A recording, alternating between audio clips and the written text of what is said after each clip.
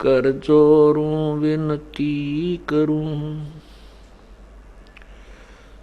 धरूं चरण पर शीश। गुरु राम देवानंद जी महाराज ने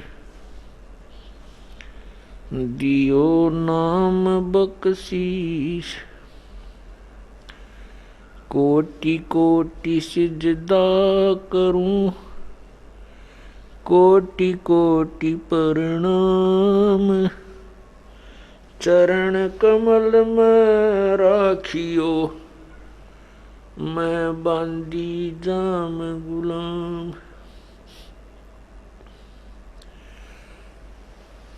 जय इब कै सतगुरु मिले, सब दुख आँखों रोए। चरणों ऊपर शीस धरूं, कहूँ जो कहनी होए। गुरु जी तुम ना भूलियो, चाहे लाख लोग मिल जाएं। हमसे तुमको बहुत हैं, तुमसे हमको नहीं। तुमरे विसारे क्या बने, मैं किसकी शरण में जाऊं। शिव विरंच मुनि नारदा, तिनके हृदय न समाऊं। अवगुण किए तो बहुत किए, करत न मानी हारे। बावे बंदा बख्श दियो, बावे गर्दन उतारे। अवगुण मेरे बाप जी, बख्शो गरीब नवाज। जो मैं पूत कपूत हूँ, बौर पिता को लाज। मैं अपराधी जन्म का, नक्सक भरे विकार। तुम दाता दुख भंजना, मेरी करो संभार। कुत्ता तेरे दरबार का, मोतिया मेरा नाम। गले प्रेम की जेवड़ी, जहाँ खेचो वहाँ जाऊं मैं। तो करो तो बावड़ू, दूर दूर करो तो जाऊं। ज्यों रखो त्यों ही रहूं, जो देवो सो खाऊं।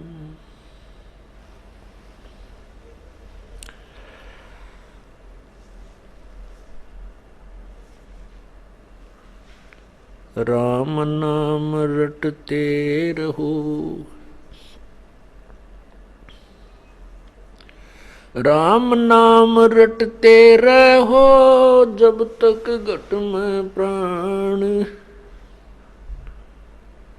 कब हो तो दीन दयाल के, बनक पड़ेगी कान। बंदे तो कर बंदगी, जे चावे दीदार। अवसर मानुष जन्म का, भाई मिलन बारंबार। मानुष जन्म पाके, नहीं रटे हरि नाम। जैसे कुआ जल बिना, भाई बनवाया क्या काम।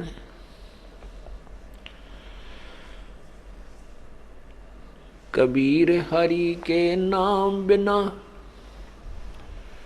राजा रसब हो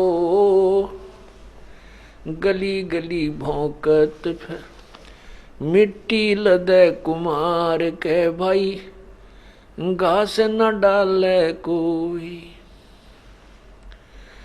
कबीर हरि के नाम बिना ये नारी कूतिया हो गली गली भौंकत फिर टूक न डाले कोई।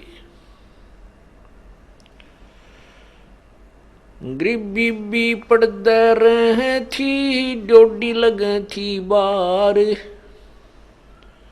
अब गात उगाड़े फिरती हैं वो बनकुतिया बाजार। वो पर्दे की सुंदरी सुनो संदेशा मोरी गात उगाड़े फिरती हैं वो करें सरायों सोरे। नक बेसर नक पे बनी वो पैरें थी हार हमेल सुंदरी से कुतिया बनी सुन साहब के खेल।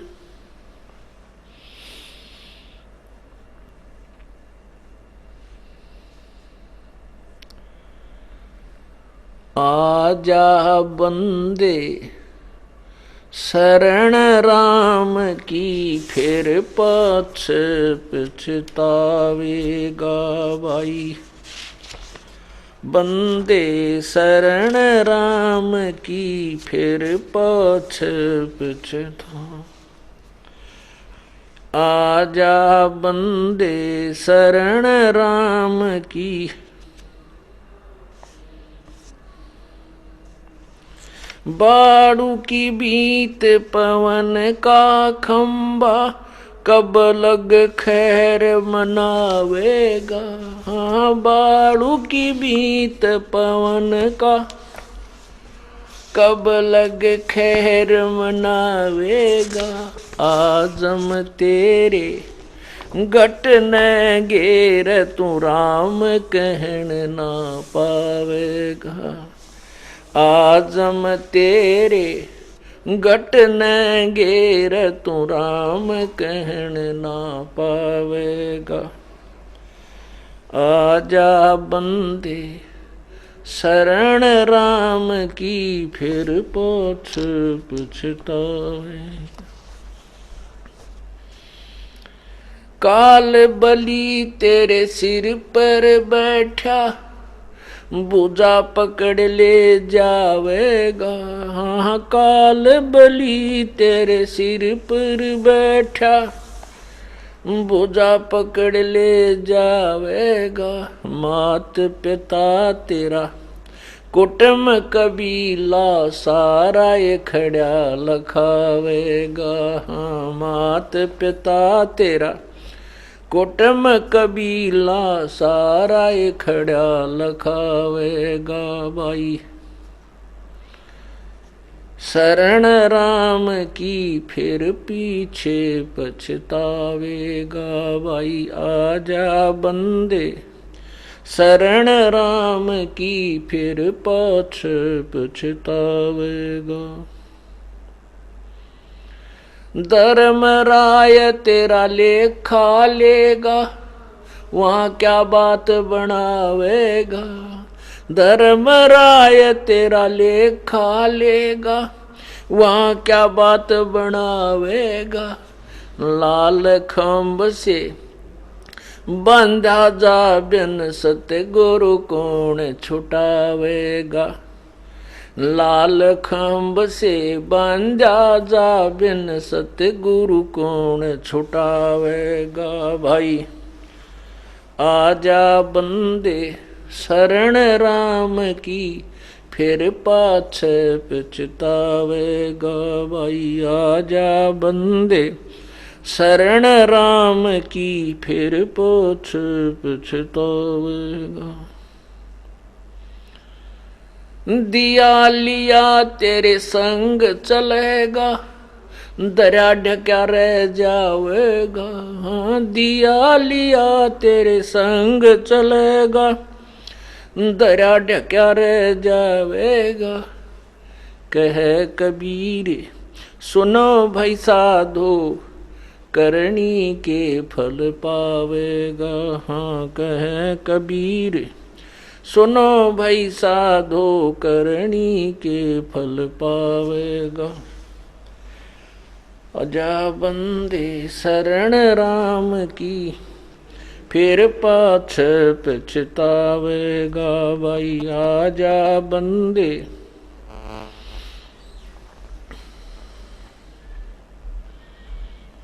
सत साहिब।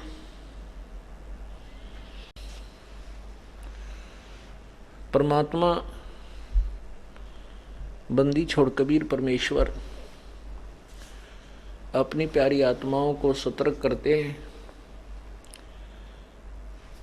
आप ही वो संत बनते हैं, आप ही भक्त की भूमिका करते हैं, आप ही एक दास बनते हैं, स्वयं ही वो परमात्मा हैं और स्वयं ही तत्वदर्शी संत की भूमिका वो करते हैं।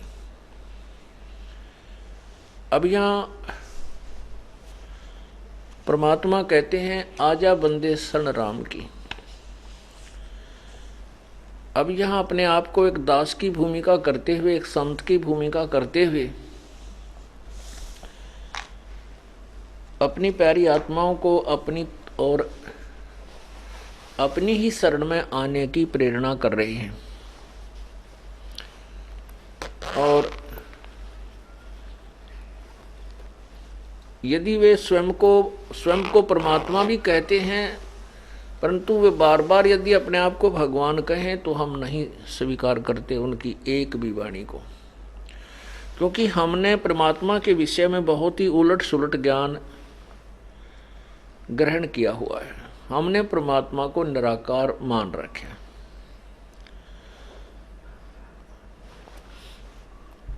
भले ही हम भगवान विष्णु, भगवान श्री कृष्ण, भगवान श्री राम, भगवान शिव के भी पुजारी रहे हैं, फिर भी कोई जब प्रसंग आता था कि भगवान कैसा है तो कहते थे भगवान तो निराकार है, वो दिखाई थोड़ा ही देता है। और जबकि हम उन भगवानों की मूर्ति साकार बनाकर पूज रहे होते हैं, उनके हाथ भी पैर भी सब कुछ लगे हुए होते हैं। इसलिए परमात्मा ने इस अज्ञान को हटाने के लिए ना जाने कितने प्रकार की लीलाएं करनी पड़ी। उसी आधार से परमात्मा अपने ही शरण में आने के लिए प्रेरणा कर रहे हैं कि आजा बंदे शरण राम की, फिर पीछे पछतावेगा। कैसे पछताएगा? परमात्मा कहते हैं कबीर हरि के नाम बिना ये राजा रसब हो। ओए होए, रसब कहते हैं गधे को, अच्छे मजबूत गधे को, जिसको खच्चर बोलते हैं। और कहते हैं फिर मिट्टी लदे कुमार के, घास ना डाले कोई। राजा भी, राजा क्यों लिया परमात्मा ने?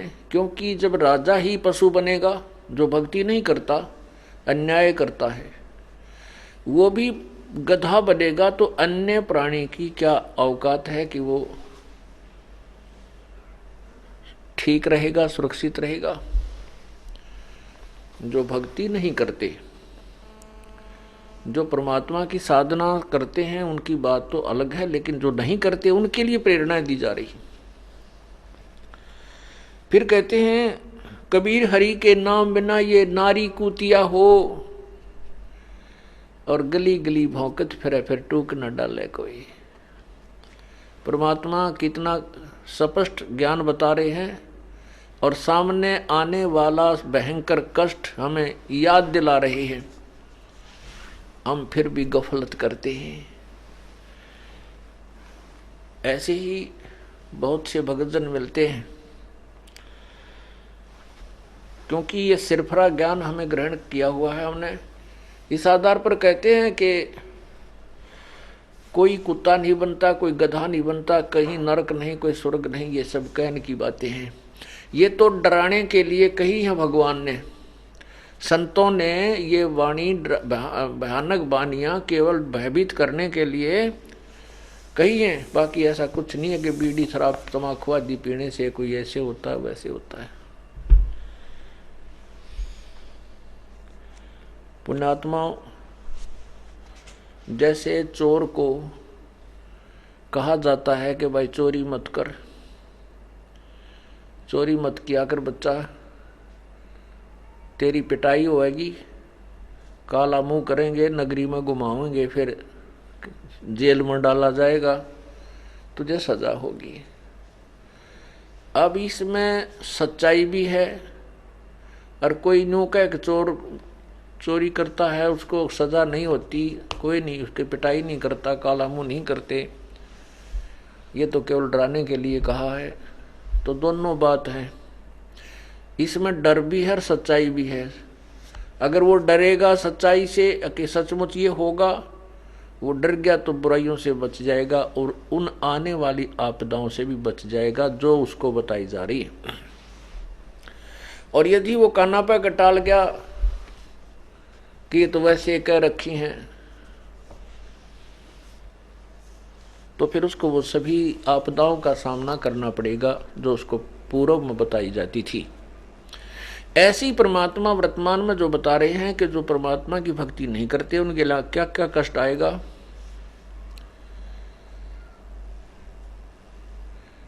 बीबी पड़दे रहे थी, डोडी लगे थी बारे, अब गात उघाड़े फिरती हैं वो बनकुतिया बाजारे। वो बीबी, वो बड़े बड़े अधिकारियों की पत्नियां, राजाओं की रानियां पर्दों में रहा करती थी,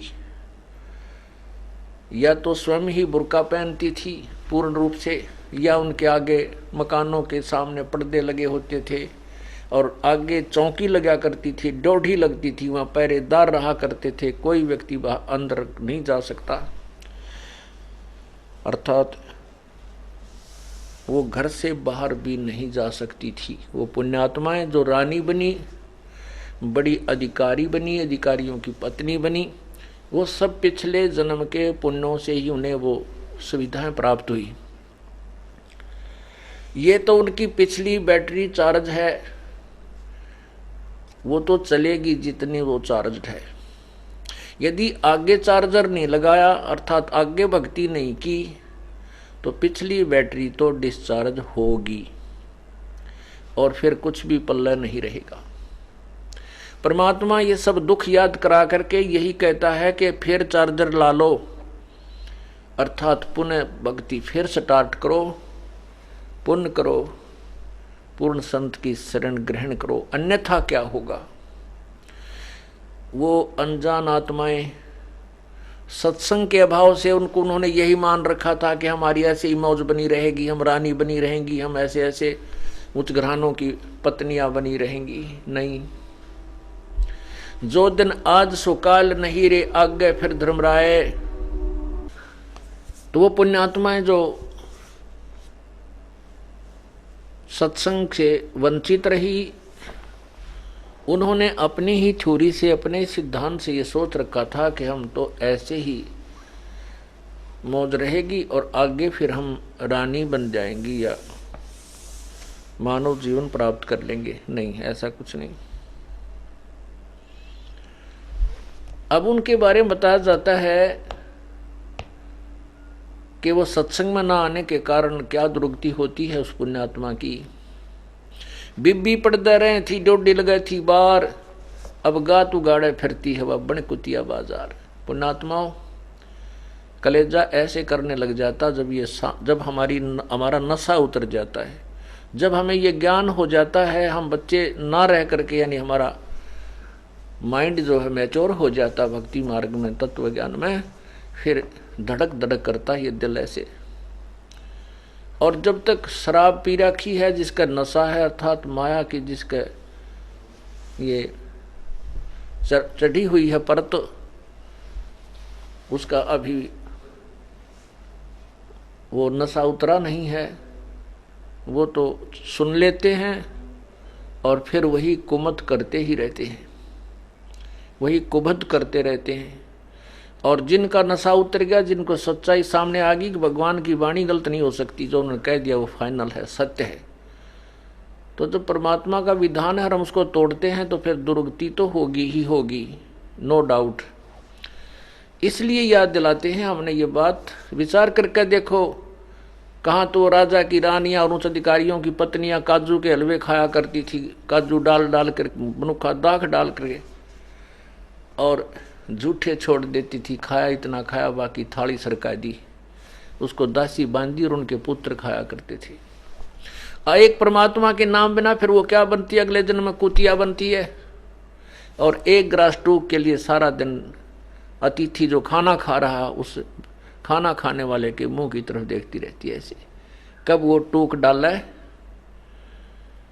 और कोई डाल भी दे टूक तो ऐसे फेंक देते हैं कुत्ते को, जिसमें 10 ग्राम का रेत गेल खाना पड़ता है उस कुतिया को, जो पहले रानी बनी हुई थी परमात्मा ना भजने से।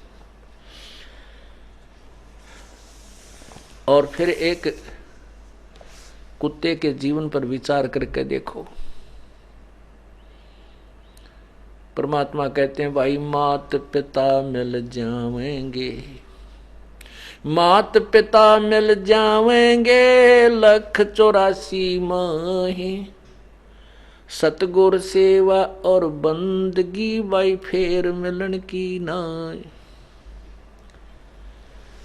माता पिता तो आगे जीवन में सब जगह मिलेंगे, हम कुत्ते के जन्म होगा वहां माता पिता होंगे, हम पशु और पक्षी बनेंगे वहां भी माता पिता मिल जाएंगे, यही ममता होगी, इसी तरह का सारा जुगाड़ होगा।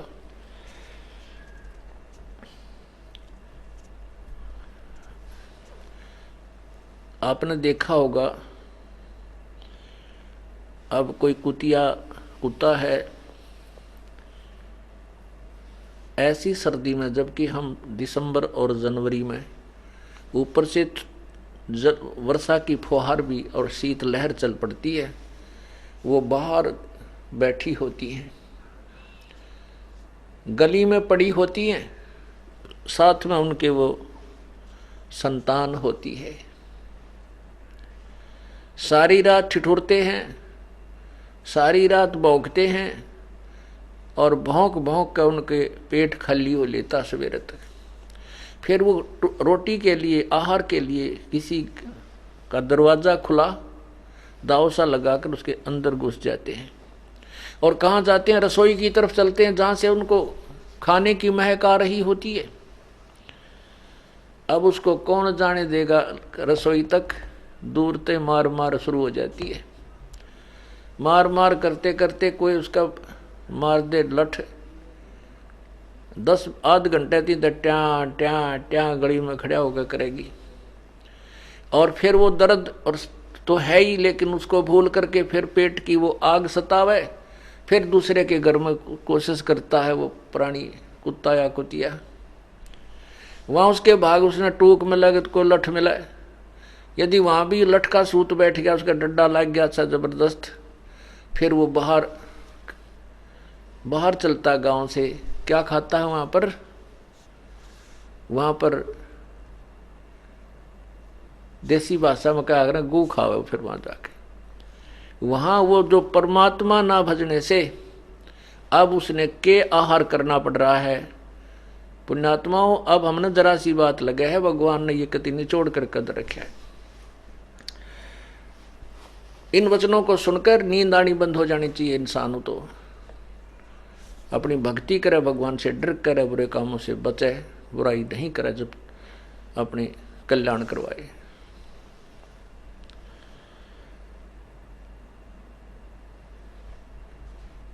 बीबी पढ़ते रहे थी भाई, डोडी लगे थी बारे, अब गात उघाड़े फिरती है वो बन कुतिया बाजारे, वो पर्दे की सुंदरी सुनो संदेशा मोरे, अब गात उघाड़े फिरती हैं वो करें सरायों सोरे। पहले तो एडी से लेकर चोटी तक बढ़िया वस्त्र पहन करके वो अपने आप को ढके रहती थी, और कहती थी हम सत्संग में नहीं जाया करते, हम तो उच्च घरानों की बहन बहू बेटियां हैं। और फिर क्या बनता है, वो निवस्त्र होकर के कुत्ते की कुतिया की चुन्नी पा करके और जंगल वहाँ सरायों में घूम रही, शोर कर रही, सराय धर्मशालाओं के पास जाते हैं शहर के कुत्ते, क्योंकि वहाँ अतिथि रुका करते थे, वहाँ रोटी खाते थे, उनको भी छोटा मोटा टूक डाल देते थे। नक बेसर नक पे बनी व पैर थी हार हमेले, सुंदरी से कुतिया बनी वह सुनो साहिब के खेल।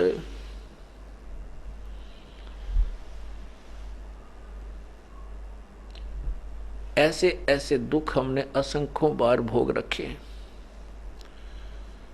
पुण्यात्माओं, परमात्मा ने कहा कि कोटि जन्म तो भरमत हो गए, कुछ ना हाथ लग्या रे, कुकर सुकर खरबा बोरे कौआ हंस बगारे। कुकर कुत्ते को कहते हैं, सुकर सुअर को कहते हैं, और खर गधे को कहते हैं। इस काल ने हमारे साथ यही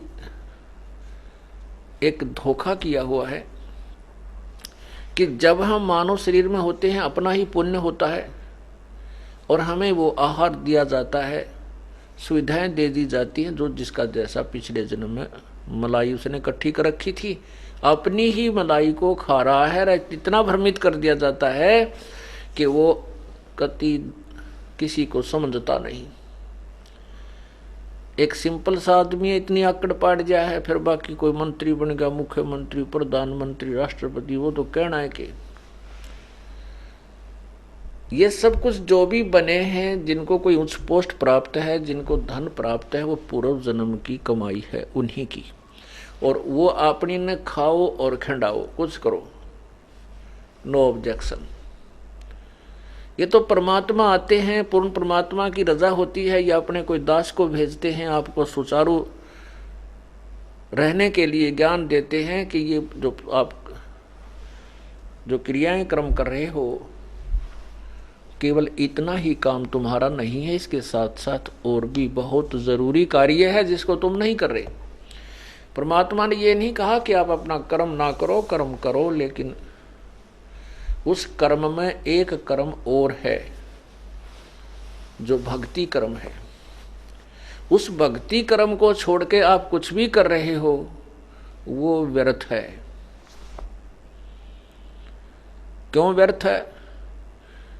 क्योंकि वो केवल इसी संसार में रहने के लिए रोजी और रोटी का ही प्रयत्न है, और रोजी और रोटी के लिए प्रयत्न करना बुरा नहीं, लेकिन इसके साथ साथ भविष्य की कमाई जो और करनी होती है वो ना करना, वो अपराध है। उसी को याद दिलाने के लिए परमात्मा स्वयं भी आए हैं, हमारे जैसे दासों की भी ड्यूटी ला करके अपनी प्यारी आत्माओं को सजग करते हैं। पुण्यात्मा होती हैं, वो समझ जाती हैं, शीघ्र ही परमात्मा के चरणों में आ जाती हैं, अपना कल्याण करा लेते हैं।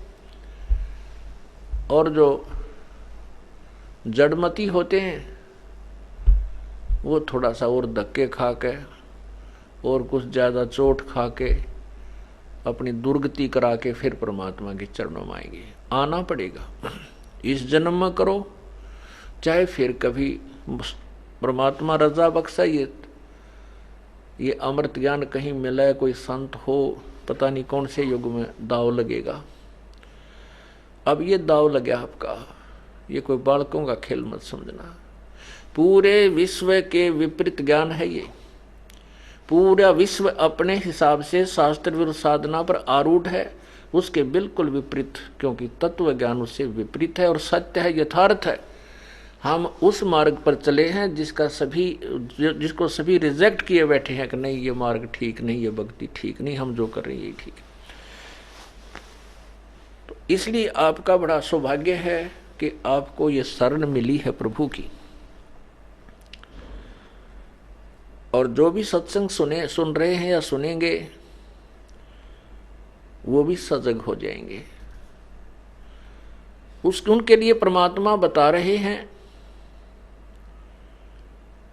कि ऐसे ऐसे कष्ट आप पर आएंगे, किन पर आएंगे? जो परमात्मा नहीं भजते। परमात्मा की शरण में आए कैसे?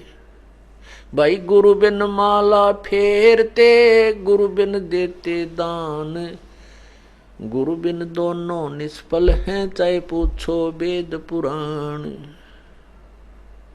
राम कृष्ण से कौन बड़ो, उन्हों भी गुरु कीन, तीन लोक के वे धनी, गुरु अग अधीन। परमात्मा के मार्ग में चलने के लिए सर्वप्रथम गुरु की आवश्यकता पड़ती है। गुरु के बिना कोई भी साधना हम करते हैं व्यर्थ है।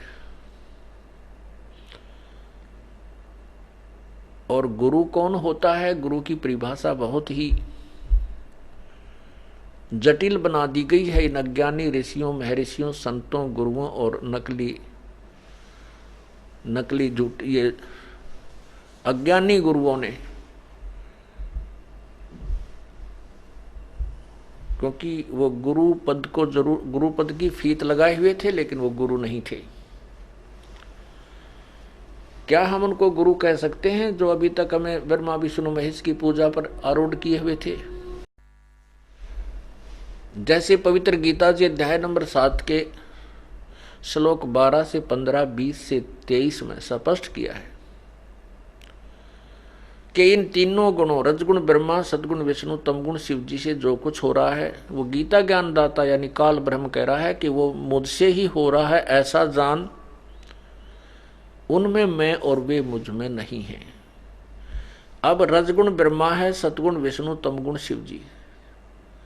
रजगुण ब्रह्मा से जीवों की उत्पत्ति यानी हमें प्रेरणा करता है, हमारे अंदर बच्चे संतान उत्पत्ति की जो प्रेरणा करता है ये रजोगुण होता है। फिर यहाँ के संसारिक सुख को इकट्ठा करने की जो प्रेरणा होती है ये भी रजोगुण होता है। और सतोगुण के आधार से हम एक दूसरे के साथ मोह ममता में लगे हैं, जैसे बेटा और बेटी की, संतान और संपत्ति की, भाई बहन का जो आपस में हमारा मोह है ये सतोगुण है के प्रभाव से जो विष्णु जी के कारण है। और संहार श्री तमोगुण शंकर भगवान तमोगुण से हो रहा है। तो ये तीनों ही रजगुण ब्रह्मा से जीवों की उत्पत्ति, सतगुण विष्णु से सतीथि और तमगुण शंकर से संहार, ये जो कुछ भी हो रहा है इसका निमित्त मैं हूं। कौन? गीता ज्ञानदाता यानी काल। ये काल ब्रह्म कह रहा है। कारण क्या है कि काल ब्रह्म को 1 लाख मानव शरीरधारी प्राणी प्रतिदिन खाने पड़ते हैं। इसको श्राप लगा है, इसको ये कोड लगा है, इसको ये रोग लगा है। इसके लिए इसने अपने तीनों पुत्रों को, ब्रह्मा विष्णु महेश को, ये ड्यूटी दे रखी है। इनको एक एक गुण युक्त कर दिया। ना ब्रह्मा विष्णु महेश के बस की बात, क्योंकि उसने उनको एक एक गुण से युक्त कर दिया। अपने आप उनके अंदर से वो उनके रेज निकल रही है, उसका गुण अपने आप उनके अंदर से पूरे विश्व को प्रभावित करा। जैसे मिर्च का गुण बना दिया कि मुंह जलाए और छौंक लावा जब वो छीकम छीक करेगी, ऐसे ही विष्णु महेश कहते हैं ये तीनों गुणों से जो हो रहा है उसका मुख्य कारण मैं ही हूं। क्योंकि ये सब संतान उत्पत्ति, फिर यहाँ सतीथि या ये संहार आदि उस काल के लिए ही किया जा रहा है।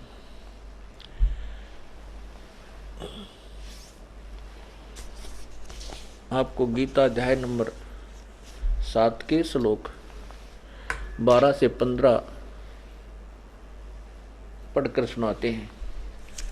पुण्यात्माओं, ये वही सदग्रंथ हैं जिनको हम शिरोधार्य मानते रहे और कहते रहे कि गीता जैसा ज्ञान नहीं, लेकिन वो अज्ञानी हमारे को इसके विपरीत मार्ग, भक्ति का मार्ग देते रहे, तो वो गुरु नहीं। उनको हम गुरु नहीं कह सकते, वो तो शत्रु थे समाज के। जैसे एक टीचर आउट ऑफ सिलेबस पढ़ा रहा है, वो टीचर नहीं है, वो तो उन विद्यार्थियों का शत्रु है, उसने जीवन बर्बाद कर दिया उनका। ये है श्रीमद् भगवत गीता। इसके 7वें अध्याय के श्लोक 12 से 15 आपको पढ़कर सुनाते हैं। जिनमें स्पष्ट किया है कि तीनों गुणों रजगुण ब्रह्मा, सदगुण विष्णु, तमगुण शिव जी की पूजा करने वाले, राक्षस स्वभाव को धारण किए हुए, मनुष्यों में नीच, दुष्कर्म करने वाले मूर्ख, यानी 4 उपमा दी हैं भगवान गीता ज्ञान दाता ने। जो ब्रह्मा विष्णु महेश की पूजा करते हैं उससे आगे किसी को मानने को तैयार नहीं। ये दास नहीं कह रहा, ये गीता जी बोल रही है, अपने पवित्र सदग्रंथ बोल रहा है। ये देखिएगा,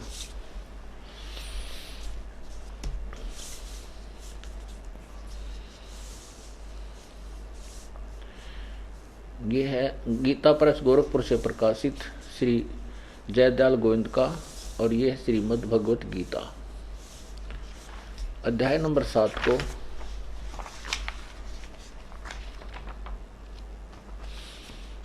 देखिएगा। अध्याय नंबर 7 का श्लोक नंबर 12 से प्रारंभ करते हैं।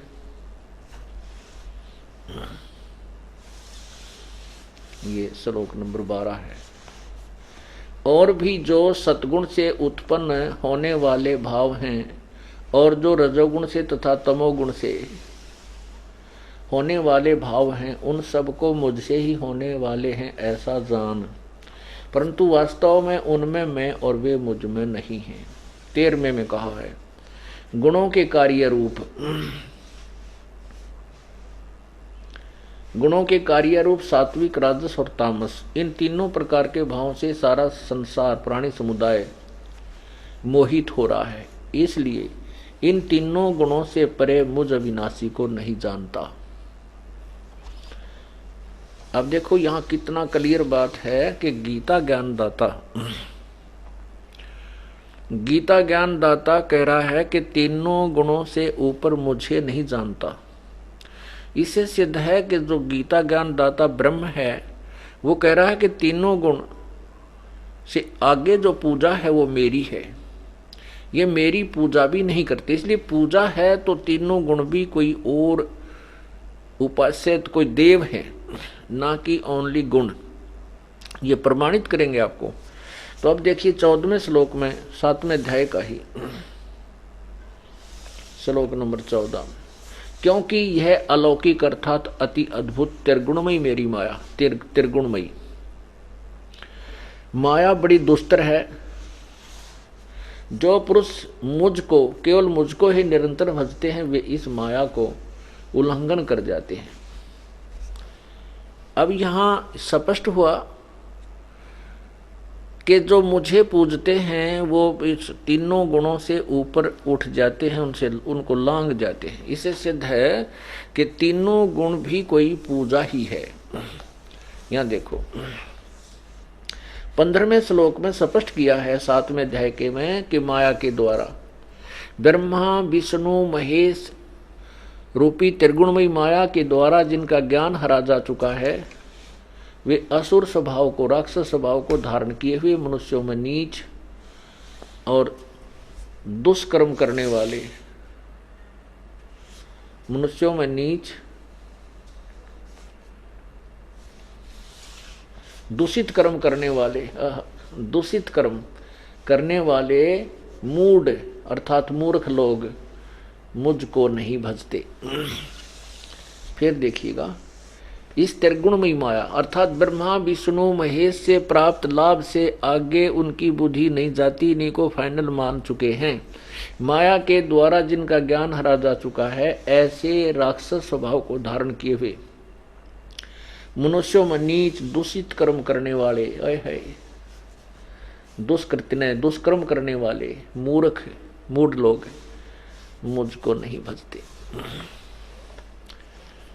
पुण्यात्माओं, हमारी पवित्र सदग्रंथ गीता जी कह रही है कि भाई इसमें ज्ञान है कि उन तीनों भगवानों रजगुण ब्रह्मा, सदगुण विष्णु, तमगुण शिव जी की पूजा नहीं करनी चाहिए।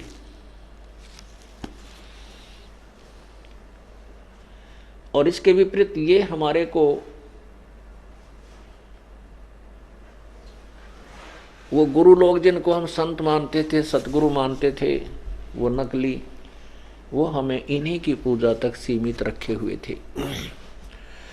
अब देखिएगा रजगुण क्या है, सतगुण क्या है, तमगुण क्या है। ये रजगुण ब्रह्मा है, सतगुण विष्णु है, तमगुण शिव जी, ये प्रमाणित करना है। फिर ये यहीं का ये कार्य स्पष्ट हो जाता है। ये देखिएगा,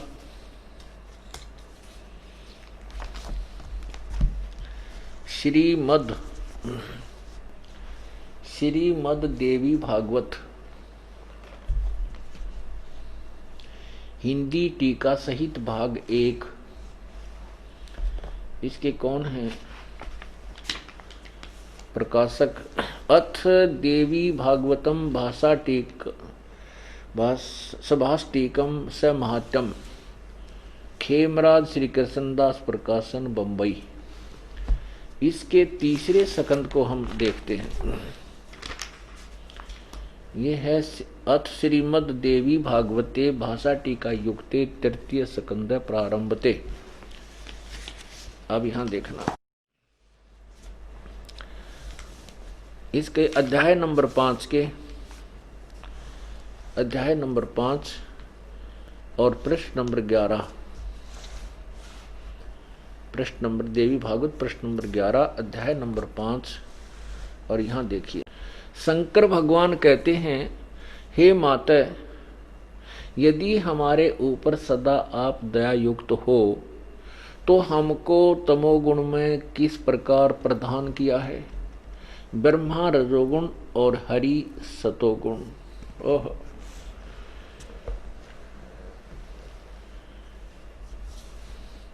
युक्त किए हैं। फिर देखो, ये 7वां श्लोक समाप्त होता, 8वां प्रारंभ होता है। हे माता, यदि हमारे ऊपर सदा आप दया युक्त हो तो हमको तमोगुण में किस प्रकार प्रदान किया है? ब्रह्मा रजोगुण और हरि सतोगुण युक्त किया है। अब ये संस्कृत है। 7वां श्लोक समाप्त है, 8वां प्रारंभ है। यदि दया धर्मना न सदा अंबिके कथम अहम विहिता च तमोगुण, मुझे तमोगुण क्यों बना दिया?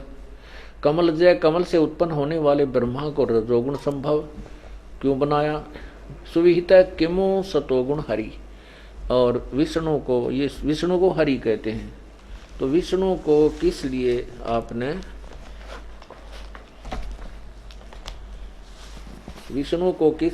आपने सतोगुण बना दिया? इति सिद्धम रजगुण ब्रह्मा सतगुण विष्णु तमगुण शिव जी हैं। तो यहां स्पष्ट हुआ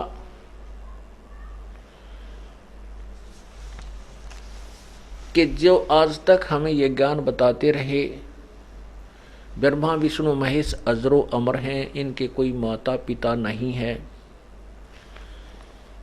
और यही सर्वेश्वर सर्वश्रेष्ठी रचनहार कुल के मालिक और उपास्य इष्ट हैं, तो वो गुरु नहीं थे।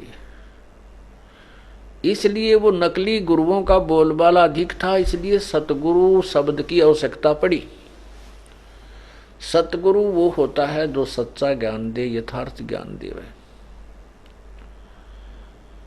परमात्मा कहते हैं, गुरुओं गांव बिगाड़े, संतो गुरुओं गांव बिगाड़े,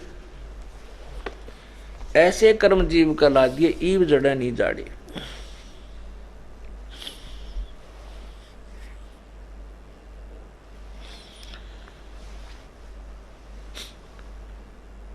गुरुओं गांव बिगाड़े, संतो गुरुओं गांव बिगाड़े, ऐसे कर्म जीव का ला दिए, ईव जड़े नहीं जाड़े। तो वह गुरु नहीं थे। जब हम भक्ति करने लगते हैं तो उसमें सबसे पहले गुरु की आवश्यकता होती है। गुरु बिन काहू न पाया ज्ञाना, ज्यों थोथा वो छड़े किसाना। गुरु बिन वेद पढ़े जो प्राणी, समझे न सार रहे अज्ञानी। कितना कमाल किया परमेश्वर ने, यथार्थ ज्ञान दिया है कि गुरु बिन वेद पढ़े जो प्राणी, समझे न सार रहे अज्ञानी। अभी तक ये ब्रह्मा विष्णु महेश भी और ये ऋषि महर्षि सारे अज्ञानी थे और वेद भी पढ़ते थे। इसका भी प्रमाण आपको देते हैं। दास नहीं कह रहा,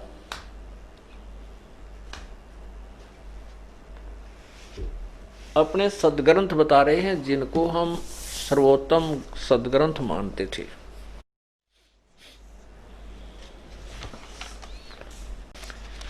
ये श्रीमद्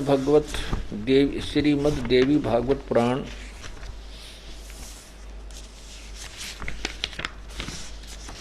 इसमें भगवान विष्णु जी के विषय में आपको दिखाते हैं वो कितने विद्वान थे, जिनको हम भगवान मानकर पूज रहे थे। ये देखिएगा श्रीमद् देवी भागवत पुराण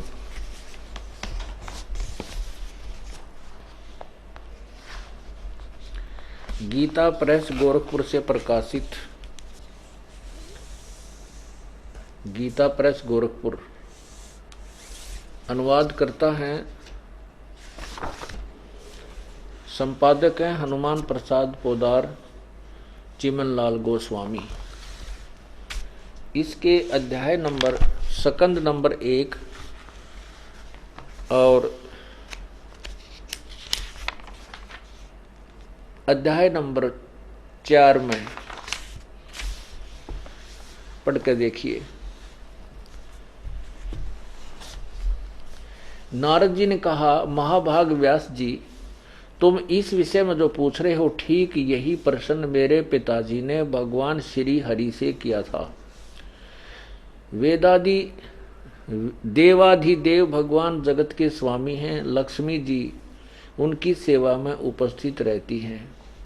दिव्य कौस्तुमणि उनकी शोभा बढ़ाती है। वे शंख चक्र गदा और गदा लिए होते हैं। पीताम्बर धारण करते हैं। 4 भुजाएं हैं। वक्ष स्थल पर श्री वत्स का चिन्ह चमकता रहता है। वे चमकता रहता है। वे चराचर जगत के आश्रय दाता हैं। जगत गुरु भी कहा उनको, एवं देवताओं के भी देवता हैं। ऐसे जगत प्रभु भगवान श्री हरि महान तप कर रहे थे। उनकी समाधि लगी थी। यह देखकर मेरे पिता ब्रह्मा जी को बड़ा आश्चर्य हुआ। अतः उन्होंने उनसे जानने की इच्छा प्रकट की। ब्रह्मा जी ने पूछा, प्रभु आप देवताओं के अध्यक्ष, जगत के स्वामी, भूत भविष्य एवं वर्तमान सभी जीवों के एकमात्र शासक हैं। भगवान, फिर आप क्यों तपस्या कर रहे हैं और किस देवता की आराधना में ध्यान मग्न हैं? मुझे असीम आश्चर्य तो यह हो रहा है कि आप देवेश्वर एवं सारे संसार के शासक होते हुए भी समाधि लगाए बैठे हैं। ब्रह्मा जी के विनीत वचन सुनकर भगवान श्री हरि उनसे कहने लगे, यानी विष्णु जी को हरि भी कहते, ब्रह्मन सावधान होकर सुनो, मैं अपने मन का विचार व्यक्त करता हूँ। देवता, दानव और मानव यह सभी जानते हैं कि तुम सृष्टि करते हो, मैं पालन करता हूँ और संकर संहार करते हैं।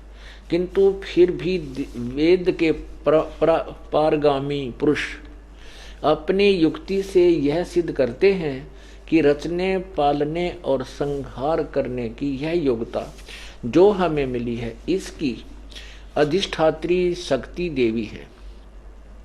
वे कहते हैं कि संसार की सृष्टि करने के लिए तुम में राजसी शक्ति का संचार हुआ है, मुझे सात्विक शक्ति मिली है और रुद्र में तामसी शक्ति का आविर्भाव हुआ है। उस शक्ति के अभाव से तुम इस संसार की सृष्टि नहीं कर सकते, मैं पालन करने में सफल नहीं हो सकता और रुद्र से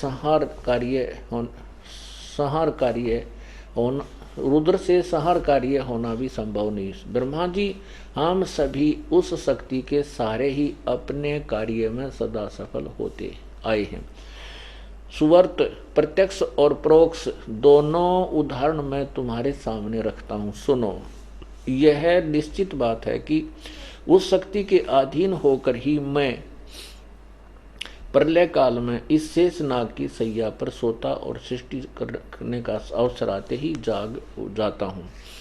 मैं सदा तप करने में लगा रहता हूँ। उस शक्ति के शासन से सभी कभी मुक्त नहीं रह सकता। कभी अवसर मिला तो लक्ष्मी के साथ सुखपूर्वक समय बिताने का सौभाग्य प्राप्त होता है। मैं कभी तो दानों के साथ युद्ध करता हूँ।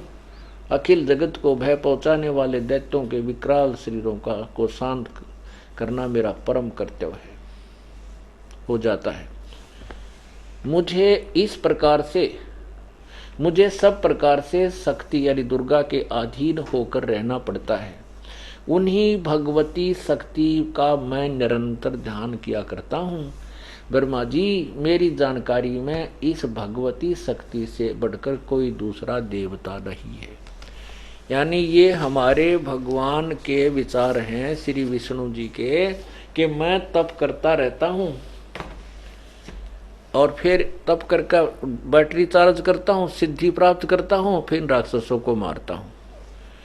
और मेरे विचार से इस दुर्गा से ऊपर कोई भगवान नहीं है। जय हो बंदी छोड़ की। ये है हमारे भगवान। ये विद्वान हैं, ज्ञानी हैं या अज्ञानी हैं, ये आप देखो। पुण्यात्माओं, सुर नर मुनि जन 33 करोड़ी, बंधे सभी निरंजन डोरी। परमात्मा कबीर साहब कहते हैं ये 33 करोड़ देवता, 88,000 ऋषि, ये मुनि, ये देवता, ये सभी इस काल के ही डोर से बंधे हुए हैं। इनके गले में काल का ही जाल फंसा हुआ है, ये इनसे बाहर नहीं है। जब हमारे भगवान, जिनको हम सबसे बढ़िया भगवान सतोगुण विष्णु जी मानते, ये इनका ज्ञान देख लो, मैं तप करता हूं। और गीता जी में लिखा है कि जो घोर तप को करते हैं वो राक्षस वृत्ति के लोग हैं, जो घोर तप को तपते हैं।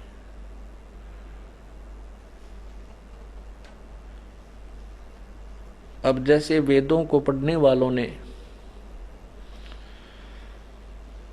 वेदों को नहीं जाना, आप किसी भी संत की या पंथ की पुस्तक निकाल कर देख लीजिए। कभी समय आने पर प्रसंग आएगा तो आपको सबके दिखाऊंगा कि ये पंथ वाले भी कहते हैं जो किया कर्म है वो भोगना ही पड़ेगा। प्रारब्ध कर्म को काटा नहीं जा सकता। और वेदों में प्रमाण है कि परमात्मा अपने सत साधक के घोर पाप को भी काट देता है। वेदों में प्रमाण साकार, परमात्मा साकार लिखा है, वो हमें निराकार बताते हैं। एक भक्त ने कहा कि मैंने टीवी पर सुना कि अब एक संत बता रहा था कि भगवान वेदों में साकार लिखा है। तो वो साकार क्या बताते हैं कि जो वो भी कहते हैं परमात्मा का निराकार और साकार दोनों रूप बताते हैं। कैसे कि ये जो भी जगत हमें नजर आ रहा है, दृष्टिगोचर है, ये पृथ्वी, पहाड़, सूर्य, चांद, सितारे, ये भगवान का साकार रूप है। और उसको कहते हैं वो वेदों में भी ऐसा ही लिखा है। परमात्मा कहते हैं वो नकल करना चाहेंगे हमारी तो नकल भी ना आवे, क्यों अकल बिना नकल होना। तो कहने का भाव ये है कि अब हम सभी शिक्षित हो गए हैं और अब समय आ गया है कि जितने भी संत पंथ अभी तक जो चरम सीमा पर जिनका तो तूती बोल रही है, उनकी पुस्तकें अपने पास विद्यमान हैं। और जो आज नहीं 150, 100, 50 वर्ष से उनकी वही थ्योरी सबको जो है ना बांट दी गई है। अब परमात्मा का यथार्थ ज्ञान उनकी सारे की जड़ निकाल देगा। और पुण्यात्मा जो मूड है उनका तो जिक्र नहीं, वो तो किसी योग्य ही नहीं होते। और जो बुद्धिमान हैं, जिनको परमात्मा चाहिए, तत्व ज्ञान को तुरंत देख करके छोड़ देंगे, उस नकली पंथ को अपना कल्याण कराएंगे। तो कहते हैं गुरु बिन काहू न पाया ज्ञाना, जो थोथा वो छड़े किसाना।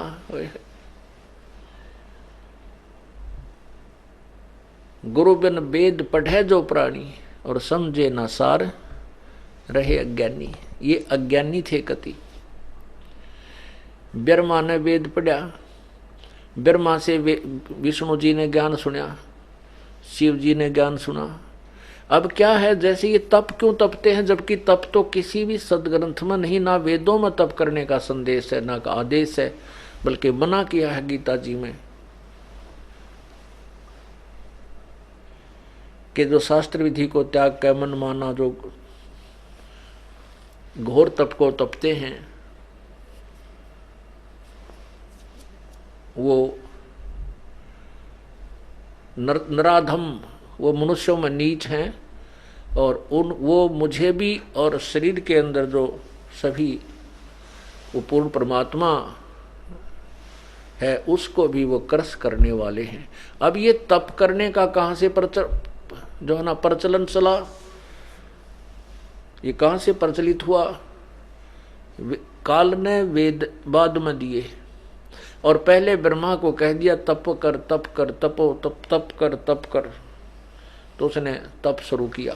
1000 वर्ष तक तप किया, वो बैटरी चार्ज होगी, सिद्धि आ गई। उसी की सिद्धि से उसको आगे कार्य सौंप दिया। जैसे आपने शिव महापुराण में पढ़ा था, फिर भी दिखाएंगे समय आने पर, उसमें ये काल भगवान कहता है इन तीनों को, ब्रह्मा विष्णु महेश को, कि तुमने जो एक एक कार्य प्राप्त किया है, ब्रह्मा ने सृष्टि रचने का, विष्णु ने सतीथि का, और रुद्र शिव को संहार करने का, ये तुमने अपने तप के कारण प्राप्त किया है। तपो तपो कर वाक्य सुनाया, लोक रचो बल मेरी माया। अब ब्रह्मा जी ने उस काल की इस आकाशवाणी को कि तप कर ये भगवान की वाणी मान ली। वेदों से ओम नाम यजुर्वेद अध्याय नंबर 40 के मंत्र 15 में स्पष्ट किया है, ओम कर्तु समर किलवे समर और कर्तुम समर। ओम नाम के जाप को काम करते करते सुमन करो, विशेष कसक के साथ करो, अपना परम कर्तव्य जान करके ओम नाम का जाप करो। ये तो अपनी पूजा बताई है इस गीता ज्ञान और वेद ज्ञान दाता ब्रह्म ने। जैसे गीता अध्याय नंबर 8 के श्लोक 13 में स्पष्ट किया है कि ओम इति एक अक्षरम ब्रह्म व्यवहारन माम अनुसमरण, और यह परियाति तजन देहम स याति परमाम गतिम, मेरा एक ओम नाम है, और जो इसका अंतिम श्वास तक सिमरण करता है वो मेरे वाली परम गति को प्राप्त करता है। फिर चौथे अध्याय के 34वें श्लोक में गीता जी में कहा कि उस परमात्मा के पाने के लिए, पूर्ण परमात्मा की भक्ति के लिए, उस तत्व ज्ञान को समझने के लिए किसी तत्वदर्शी संत की खोज कर उनको दंडवत प्रणाम करो और निष्कपट भाव से उनसे याचना करो तत्व ज्ञान प्राप्ति की, तब वो तत्वदर्शी संत तुम्हें उस परम पिता के पाने की परमात्म तत्व का ज्ञान सुनाएंगे। 17वें अध्याय के गीता जी अध्याय नंबर 17 के श्लोक 23 में स्पष्ट किया है, ओम तत्सत इति निर्देश ब्रह्मण त्रिविध समर्थ है। ओम तत्सत, ओम ब्रह्म का जाप, तत् ये सांकेतिक है जो परब्रह्म का है, और सत भी सांकेतिक है, वो ये दास बताएगा, जो सार शब्द है वो पूर्ण परमात्मा का है। उस परमात्मा के पाने के तो केवल एक 3 मंत्र के जाप का निर्देश है, नथिंग एल्स। निर्देश माने बस फाइनल फैसला, और उसको कौन बताएगा? तत्वदर्शी संत बताएगा। वेदों और गीता में केवल ओम नाम का जाप है, और वो ब्रह्म तक की साधना की विधि है। उस परमात्मा के पाने के लिए तत्वदर्शी संतों के लिए ऑप्शन छोड़ दिया। यजुर्वेद अध्याय नंबर 40 के श्लोक 10 और 15 में, 10 और 13 में स्पष्ट किया है कि कोई परमात्मा को साकार कहता है जन्म लेने वाला, कोई बिना जन्म लेने वाला, कोई कुछ कहता है। इसका वास्तविक ज्ञान तो तत्वदर्शी संत बताते हैं, उन्हीं से सुनो।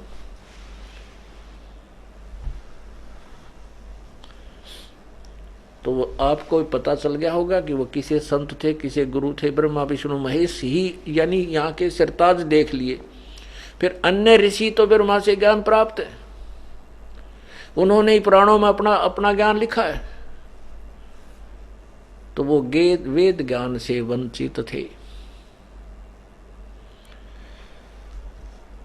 तो परमात्मा हमें क्या बताते हैं?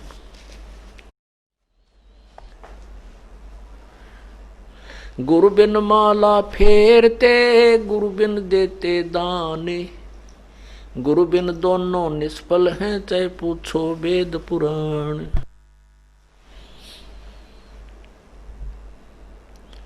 अब जब गुरु मिल जाता है,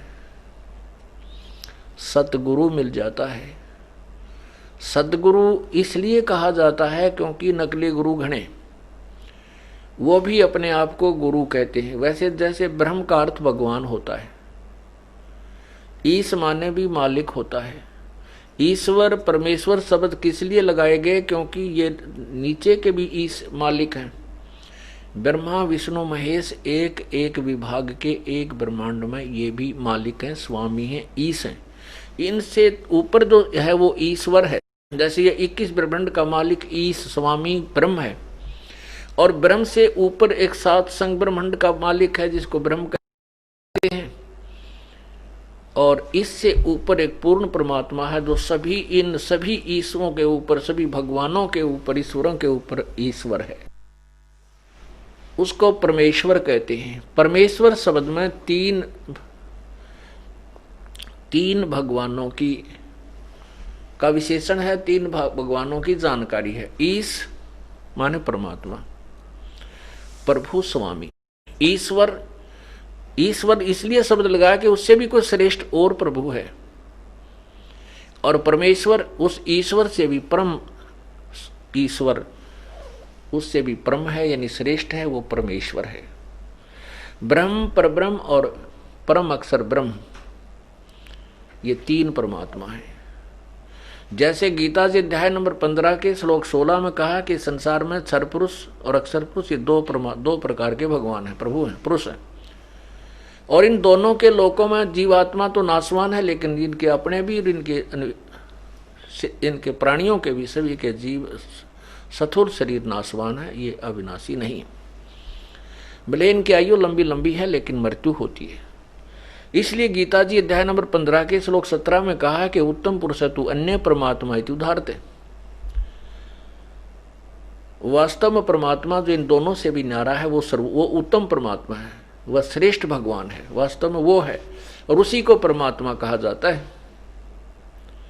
और वही 3 लोकों में प्रवेश करके ये लोकत्रय विभर्ति, अविश्य विभर्ति, अविश्य माने प्रवेश करके, और अव्यय ईश्वर है, वो अविनाशी परमात्मा है। तो इन दोनों ब्रह्म और परब्रह्म से वास्तव में उत्तम जो श्रेष्ठ भगवान है वही वास्तव में अविनाशी है, वो इनसे भिन्न है। तो इसी प्रकार गुरु शब्द सतगुरु क्यों कहा कि ये गुरु, वैसे तो जैसे कोई अक्षर ज्ञान कराता है वो भी गुरु है, कोई मैकेनिक का काम सिखाता है वो भी गुरु है, कोई चिनाई का काम सिखाता है वो भी गुरु है। इसलिए हमने गुरु, आध्यात्मिक गुरु को और सदगुरु, अब जैसे यहाँ नकली गुरु हैं, कोई राम की, श्री कृष्ण की पूजा तक सीमित किए बैठा है, कोई विष्णु जी की, कोई जो है ना शिव जी की पूजा पर, कोई भैरव की पूजा पर, कोई और देवताओं की पूजा पर, कोई श्याम जी की पूजा पर, कोई हनुमान तक की पूजा पर, इन्हीं तक का ज्ञान देते हैं, ये भी गुरु कहलाते हैं। इसलिए सदगुरु कहा गया है कि इन गुरुओं से अलग, लेकिन ये गुरु की पदवी प्राप्त किए बैठे हैं अनजान आत्माओं में, इसलिए सदगुरु शब्द का प्रयोग प्रभु ने करना पड़ा, अपनी महिमा आप ही बताने के लिए। तो गुरु कहो, वैसे तो चाहे सतगुरु कहो, क्योंकि गुरु वही है जो पूर्ण ज्ञान से मास्टर है अपने विषय में, वही गुरु के कहलाने के योग्य होता है। ये यहाँ क्या बताते हैं, सतगुरु के उपदेश का भाई लाया एक विचार, जय सतगुरु मिलते नहीं जाते यम दुआर। यम द्वार में दूत सब करते खेचा तान, उनसे कभू ना छूटता फिर फिरता चारों खानी। 4 खानी में भरमता कभू न लगता पारे, सो फेरा सब मिट गया हमारे सतगुरु के उपकार। अब देखो सदगुरु ने, सच्चे गुरु ने इस प्राणी का कितना कष्ट काट दिया। ओए होए होए, जैसे कितना बाईपास निकाल दिया। कहते हैं जय सतगुरु मिलते नहीं जाते नरक द्वार, नरक द्वार। और नरक द्वार में दूत सब फिर करते खेचा ताण, क्योंकि नरक में डालते हैं जैसे पशुओं ने ठोक्या करें फाटक में लठ मार मार के, वो वापस भागे, उनको फिर अंदर पीठ छेद कर डालते हैं। ऐसे जब नरक के पास जाते हैं ये प्राणी वापस दौड़ता है, स्पीड तर वो मोगरे मारे यम के दूत कूट छेद कर उसको नरक के अंदर ठोक देते हैं। कहते हैं उन पे भी पिटता और नरक भोगता, फिर बाहर आकर के 84 लाख योनियों के प्राणियों की शरीरों में फिर कष्ट उठाता। वो फेरा सब मिट गया सतगुरु के उपकार, यानी सतगुरु के कृपा से, उपकार से वो सब झंझट मिट गया। सतगुरु बिना नहीं मिट सकता। इन नकली गुरुओं से उपदेश लेकर के ये कष्ट आपका निवारण कभी नहीं हो सकता। आप 84 लाख योनियां भी भोगोगे, सब कष्ट उठाओगे। इसलिए हमने सबसे पहले गुरु की आवश्यकता पड़ती है। फिर ये कहते हैं कि राम कृष्ण से कौन बड़ा। आप राम और कृष्ण को, विशेषकर पवित्र हिंदू धर्म राम और कृष्ण को सुप्रीम पावर मानकर पूजा करते हैं, तो परमात्मा उन्हीं का उदाहरण देकर समझाते हैं कि श्री राम और श्री कृष्ण जी ने भी गुरु बनाए थे। तो आपने बगैर गुरु की कोई साधना करते हो तो आप अपने आप विचार कर लेना कि आप कितने ठीक हो या गलत हो। श्री रामचंद्र जी ने वशिष्ठ जी से गुरु बनाया, और वशिष्ठ जी को आपको पता है ज्ञान कितना था। अब ये तत्व ज्ञान की रोशनी में आपको खूब दिखाई देने लग गया है कि इन ऋषियों को केवल ब्रह्म तक का ज्ञान था। वो भी खिचड़ी, स्वयं भी तप करते थे, सिद्धियां प्राप्त करते थे, फिर एक दूसरे को श्राप दे देते थे। और वो ऐसे गुरु श्री राम ने किए। और कहते हैं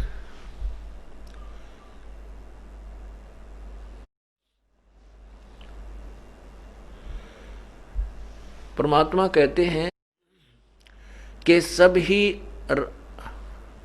राम जपत हैं जान मुक्ति को धाम। और श्री राम ने वशिष्ठ गुरु किया, उनको भी दिया उन्होंने ओम नाम। आप तो श्री रामचंद्र जी को भगवान मान के, मोक्ष के दाता मान के राम राम की पूजा करते हो, श्री राम सीता राम राधे श्याम। कहते हैं उस राम ने भी वशिष्ठ मुनि से उपदेश लिया और वशिष्ठ मुनि ने उसको ओम नाम दिया। तो तुम कितने सच्ची भक्ति कर रहे हो। तुम तो वो भी भक्ति ना कर रहे जो राम करा करता। और वशिष्ठ मुनि से उपदेश लेकर श्री राम कहाँ गया होगा। केवल अपने स्वर्ग, अपने लोक को। और इनके भी पुण्य जब अक्षीण हो जाएंगे, क्योंकि ये पाप इकट्ठे होने लग रहे। सीता का अपहरण हुआ, श्री राम ने सेना जोड़ी, रावण को मारा, कई करोड़ों जो है ना उसकी सेना को मार डाला। वो अकाउंट श्री राम के खाते में लिख दिया गया।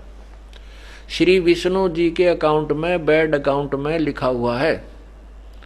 और जब इसकी ये विष्णु पद समाप्त होगा, फिर देखना दुर्गति क्या होगी इसकी। ये जीव संज्ञा में है। अब वर्तमान में भले ही यहाँ के शासक हैं, लेकिन न्याय कानून से बाहर नहीं है, विधान का, परमात्मा के विधान से बाहर नहीं है। परमात्मा के विधान से बाहर वही होगा जो पूर्ण परमात्मा की शरण में तत्वदर्शी संत की के माध्यम से उसकी शरण में आएगा और आजीवन सत साधना करेगा, सब मर्यादाओं में रहेगा।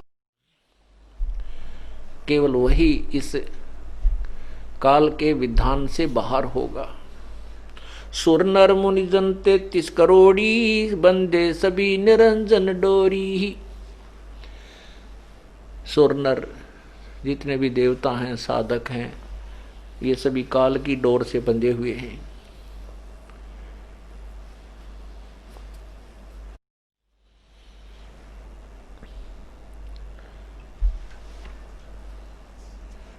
तो हमने सबसे पहले परमात्मा की शरण में आना है। शरण में कैसे आ सकते हैं? तत्वदर्शी संत के माध्यम से। गीता जी अध्याय नंबर 18 के श्लोक 62 में कहा कि हे अर्जुन, तू सर्वभाव से उस परमात्मा की शरण में जा जिसकी कृपा से तू परम शांति और शाश्वत स्थान अर्थात सत्यलोक को प्राप्त होगा। उसकी शरण में जाने के लिए तत्वदर्शी संतों की खोज कर, यानी गुरु होना अति आवश्यक है। तो गुरु धारण करके हम उस परमात्मा की साधना करते हैं। उसके लिए बताते हैं, आजा बंदे शरण राम की, फिर पीछे पछतावेगा। अब उस सतगुरु के उपदेश से, सतगुरु के द्वारा दिए ज्ञान के आधार से हमने जो साधना की, उससे हमारे वो 84 लाख योनियों में घूमने के कष्ट भी कट गए, जो हमने पशु पक्षी आदि की योनियों में जाना था।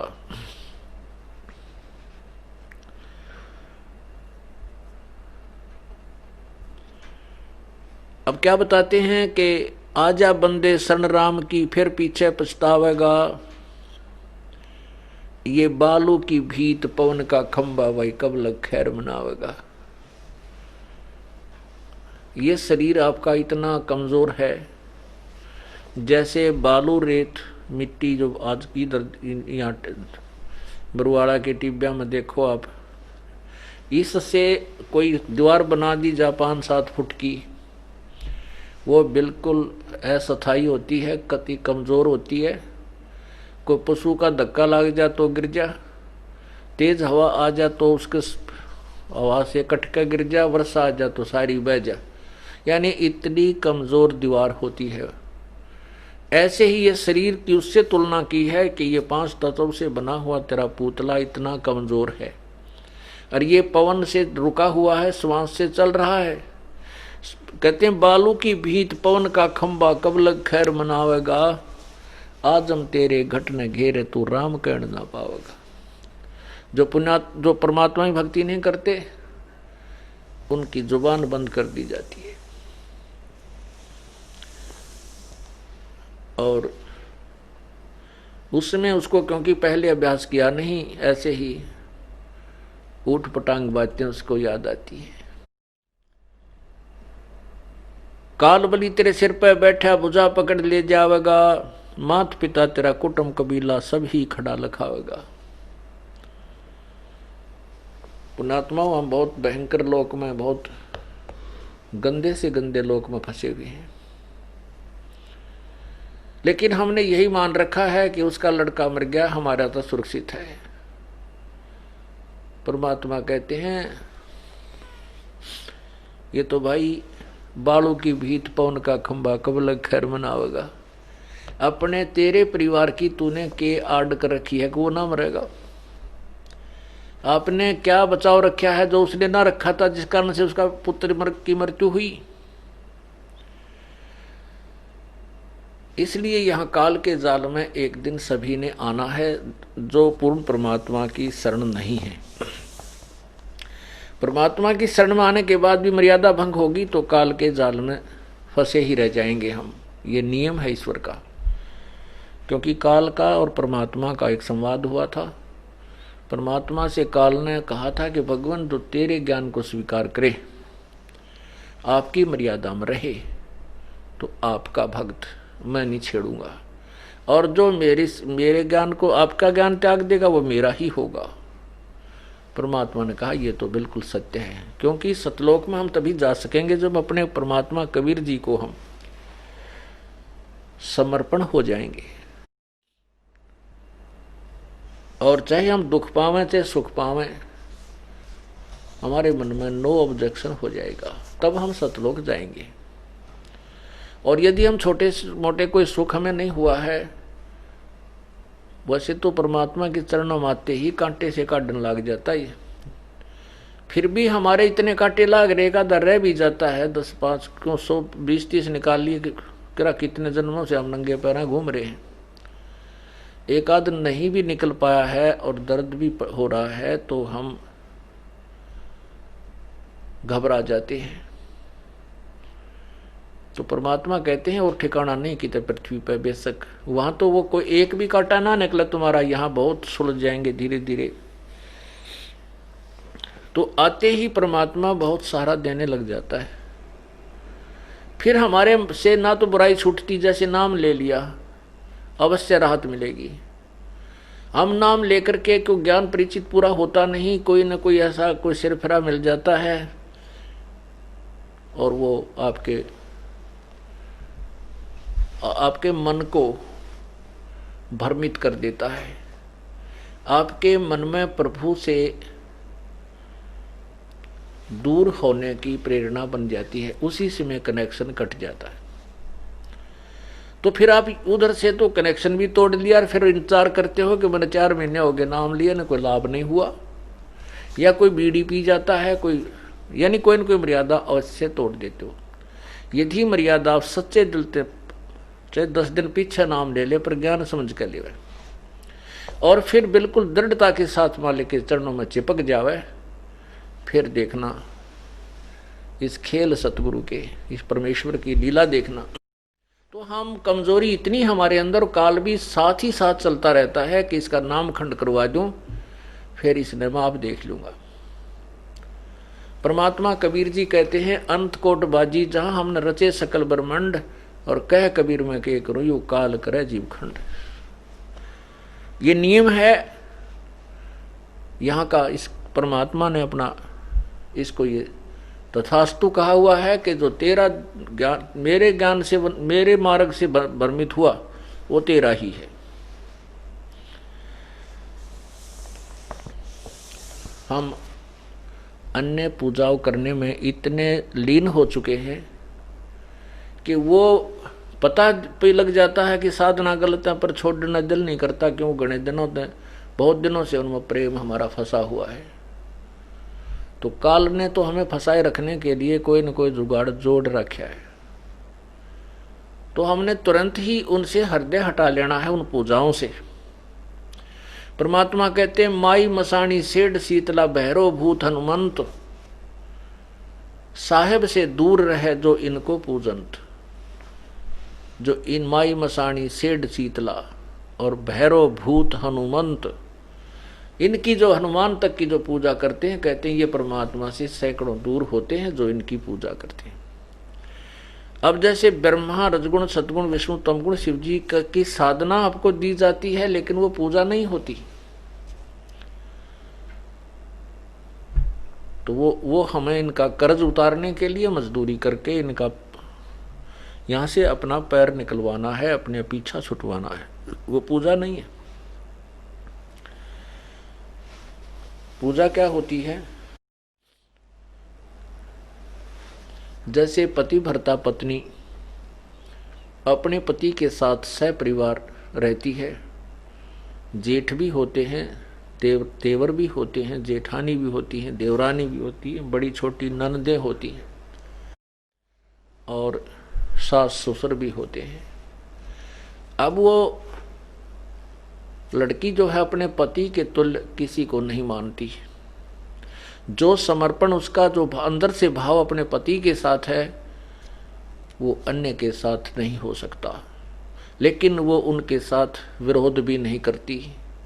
वो अपने जेठ को अपने बड़े भाई की तरह, देवर को छोटे भाई की तरह, माता पिता सास ससुर को माता पिता की तरह, ऐसी प्रकार छोटी बड़ी नंदों को यथोचित सम्मान देती है।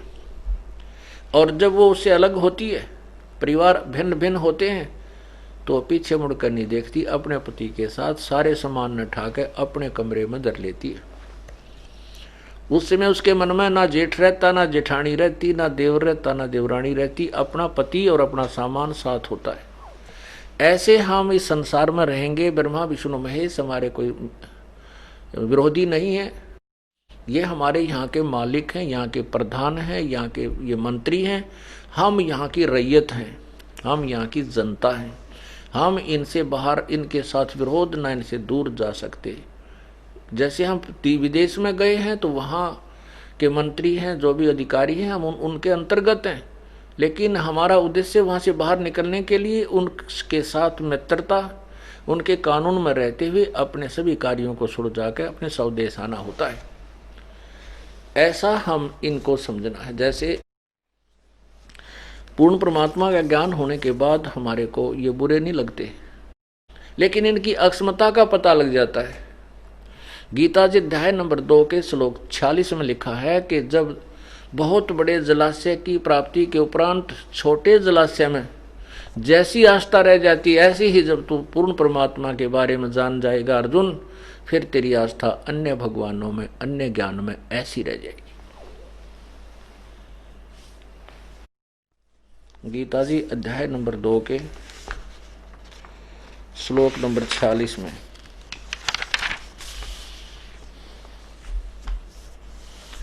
ये देखिएगा, श्रीमद् भगवत गीता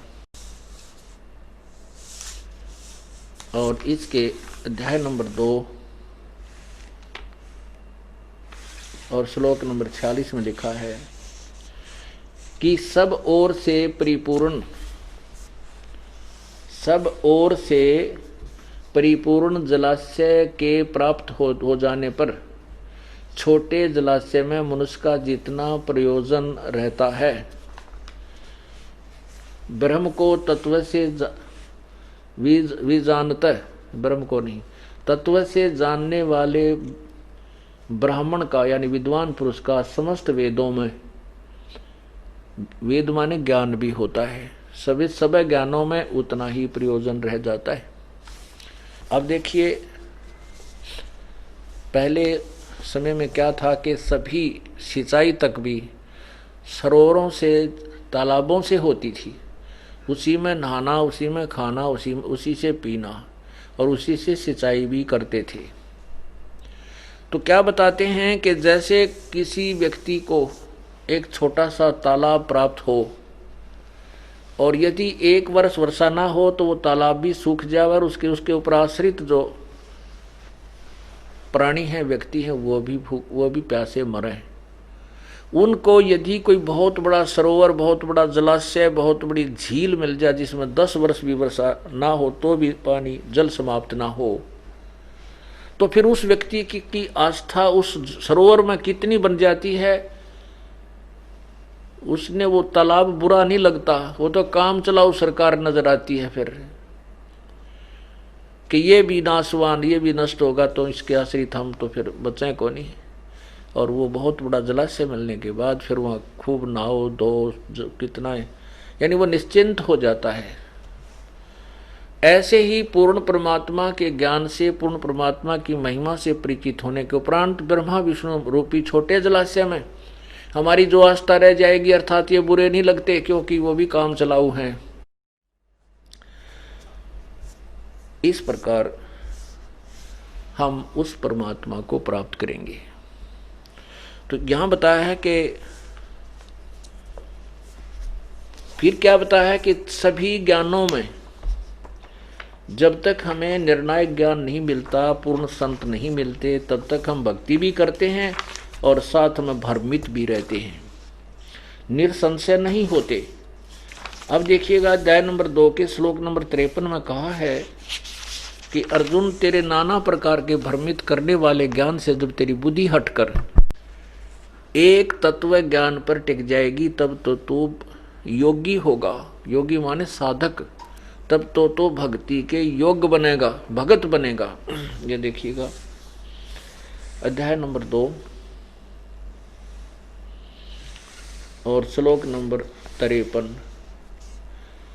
भांति भांति के वचनों को सुनने से, भांति भांति के वचनों को सुनने से विचलित हुई तेरी बुद्धि जब परमात्मा में अचल स्थिर ठहर जाएगी, तब तू योगी होगा, योग को प्राप्त हो जाएगा।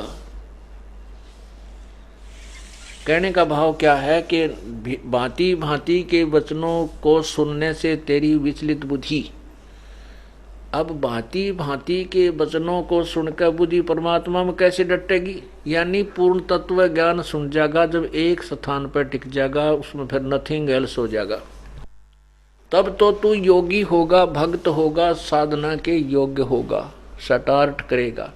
अन्यथा जो साधना करते हैं उनको गुरु भी ऐसे मिले हुए हैं जो वेद ज्ञानहीन हैं, और उनके सब की थ्योरी भी आपस में डिफर करती है, उनके वचनों में दिन रात का अंतर है। कहते हैं जब तुझे तत्व ज्ञान प्राप्त हो जाएगा और फिर तेरी बुद्धि केवल एक परमात्मा में, पूर्ण परमात्मा में स्थिर हो जाएगी उस ज्ञान के आधार से,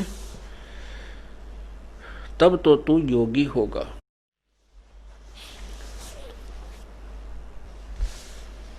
अब क्या बताते हैं कि ये हमारा जो शरीर है ये बहुत ही कमजोर है। हम ये तो एक दिन आपका जाएगा, ये नहीं रह सकता, और हम इसी की सुरक्षा के लिए और इसी से डरते रहते हैं कहीं हम मर ना जाएं, हमारा शरीर खत्म ना हो जाए। कहते हैं ये तो होगा, और इसको भी बचाना चाहता है तो मेरी शरण में आ। कबीर ये तन जावेगा, सके तो ठाहर लाए।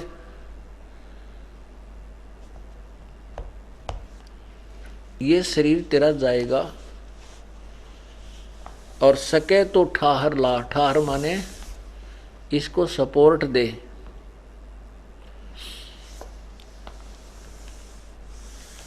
उसके लिए क्या सपोर्ट बताई है कि एक सेवा कर साधु की और गोविंद के गुण गा। सतगुरु की, संत की, पूर्ण सतगुरु की शरण में आके और पूर्ण परमात्मा की साधना कर, जिससे तेरे ये शरीर को भी रक्षा मिल होगी, तेरा शरीर भी बचेगा।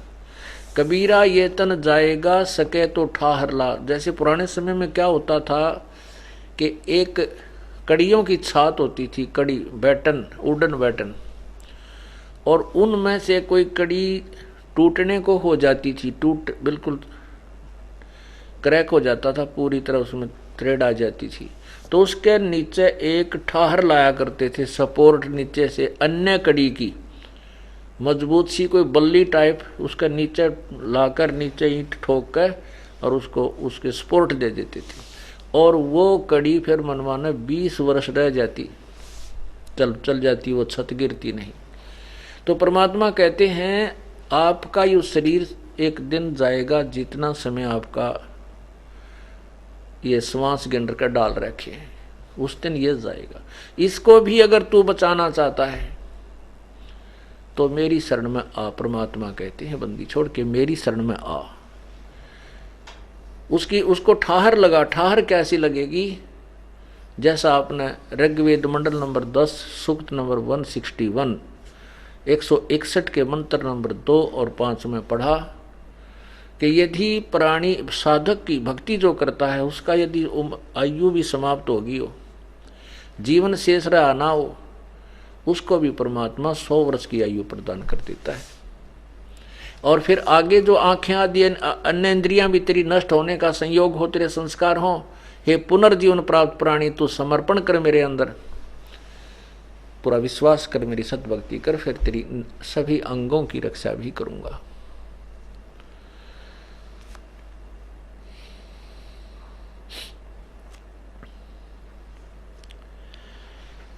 तो यहां कहते हैं बालों की भीत पवन का खंबा कद लग खैर मनावेगा, आजम तेरे घटने गेरे तू राम कहने ना पावेगा।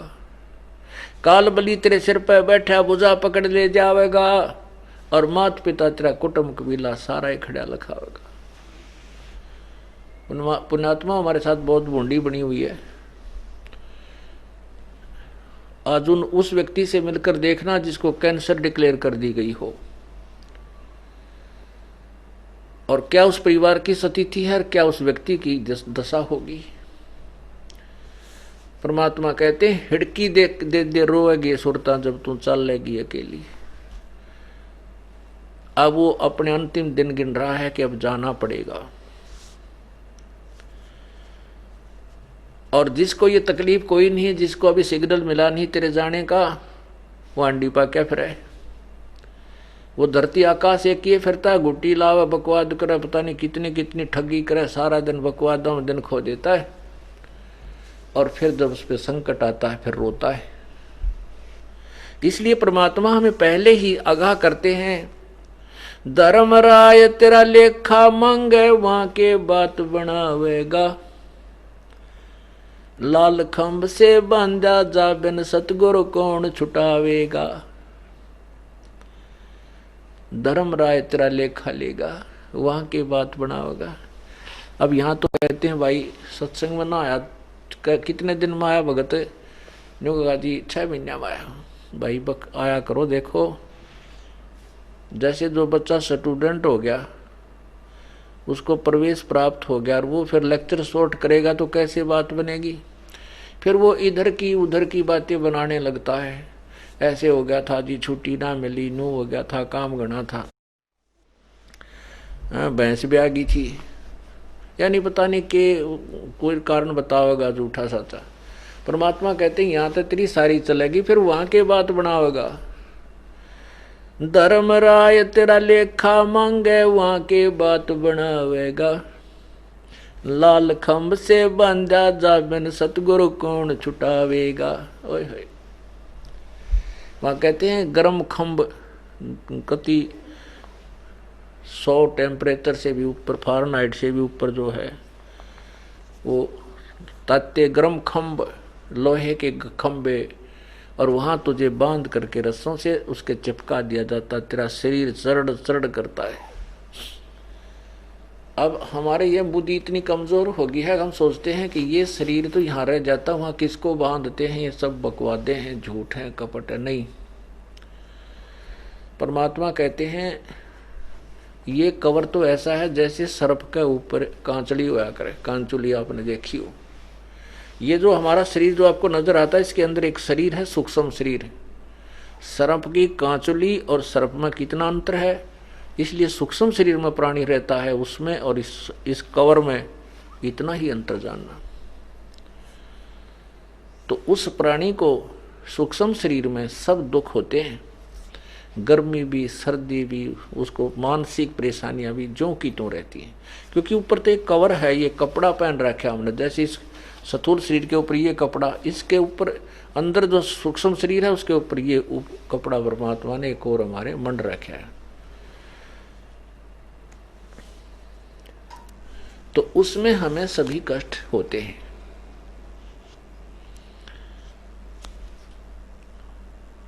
तो कहते हैं वहां बिन सतगुरु कौन छुटावेगा।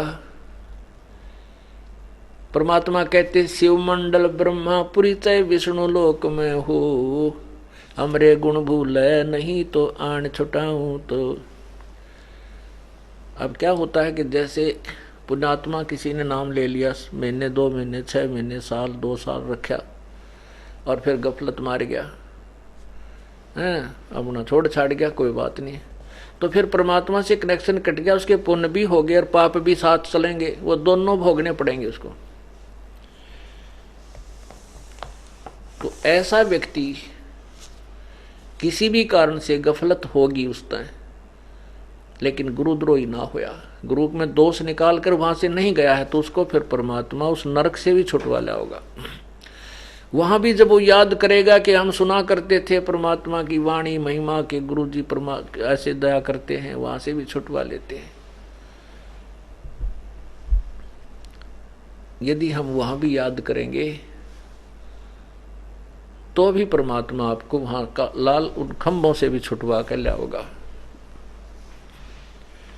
इतना दयालु है। चलो वो भी बात होगी, वहां से आपको छुटवा भी दिया और फिर आपको फिर मनुष्य जीवन भी मिल गया, तो यू कोल्लू फिर शुरू हो गया और टाड़ा कुआ तो फिर शुरू हुआ। हमने तो इसका टंटा काटना है, कहते हैं कोटि जन्म तो भरमत हो गए कुछ ना हाथ लग्या रे, भाई कुकर सुकर खरबा बोरे कौआ हंस बगारे। कोटि जन्म तू राजा की ना मिटी न मन की आशा, भिक्षुक होकर दर दर घूमा ये मिला ना निर्गुण रासा। पुण्यात्माओं, जो भक्तात्मा सत्संग में बार बार आते हैं वो यही वचन यही सत्संग आपको सुनाया जाता है। देखो, प्रतिदिन कपड़ा मैला होता है, हम रोज धोएं उसको साफ करते हैं, साबुन और जल वही होता है और उसी से वो साफ होता है। इसी प्रकार आप संसार के अंदर जाते हो, आपका अंतःकरण रूपी जो कपड़ा है वो अवश्य मैला होता है। उसको धोने के लिए यही सत्संग वचन, यही ज्ञान, यही रह कर उल्टे सुलटे जो है ना थपेड़े मारे जाते हैं, जिससे आपके अंतःकरण में सफाई होती है। तो जो पुण्यात्मा हैं वो जैसे हमने प्रतिदिन खाना खाते हैं, वही रोटियां होती हैं, वही सब्जी दाल होती है, दोनों टाइम दोनों समय स्वादिष्ट लगती हैं, तो हम स्वस्थ हैं। यदि हमें अच्छी नहीं लग रही है, आनाकानी हो रही है, रुचि नहीं बनी है, तो समझो बीमारी स्टार्ट हो ली, चाहे बदहजमी हुई हो या बुखार का संकेत है। उसका ट्रीटमेंट क्या है? जैसे यहाँ आप आते हो, सत्संग सुनते हो और ये वचन वही प्रत्येक सत्संग में मिलते जुलते से वही ज्ञान होते हैं, तो आपको रुचि बनती है और सुबह सत्संग सुना तो शाम की इच्छा और होती है। शाम के सत्संग में भी उतनी ही उत्साह होता है, तो समझो आप स्वस्थ हो, आपके ऊपर पाप कर्मों का जबर नहीं है। आपके अंदर आनाकानी होती है कि वही सत्संग सुनते हैं, क्या करेंगे सत्संग में जा करके, वो तो हमने सुन रखा है। नहीं, यह भी कमजोरी है। एक बुजुर्ग था, वो डॉक्टर के पास चला गया। डॉक्टर से कहने लगा, डॉक्टर साहब जब मैं खड़ा होता हूँ मुझे चक्कर आता है। डॉक्टर बोला कि बुजुर्ग, आपके जो ना कमजोरी है, आपके शरीर में वीकनेस है, मतलब इस कारण से आपको चक्कर आती है। वो कहने लगा, जी मेरी पिंडी भड़के है। डॉक्टर बोला कमजोरी है, कमजोरी के कारण है। तो डॉक्टर फिर वो बूढ़ा बुजुर्ग बोला, जी मेरा जो है ना सिर में भड़क पड़ जाती है, थोड़ा 10 कदम चलता हूँ दर्द होने लग जाता है, सांस चढ़ जाए, श्वास से चढ़ जाते हैं। डॉक्टर बोला भाई कमजोरी है। अब वो बूढ़ा छो मार के बोला, तू डॉक्टर है गम चक्कर, एक के बाद जाने के चोरी है चोरी है, और भी जाने कुछ। वो कति लाल हो गया। डॉक्टर बोला, बूढ़े या भी कमजोरी है, कमजोर आदमी ने छो गना हुआ, गुस्सा गना आता है, ये भी ड्यू टू कमजोरी है। तो हमारे अंदर जो भी वीकनेस हमारे मन में आती है, ये हमारी कमजोरी है और यही हमें दुखदाई होती है। तो इन कमजोरियों को दूर करने के लिए सत्संग सुना और सुनाया जाता है, आपको बार बार बुलाया जाता है।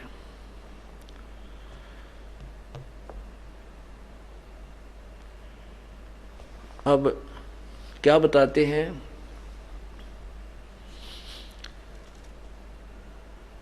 कि कोटि जन्म तो भरमत हो गए कुछ ना हाथ लग्या रे।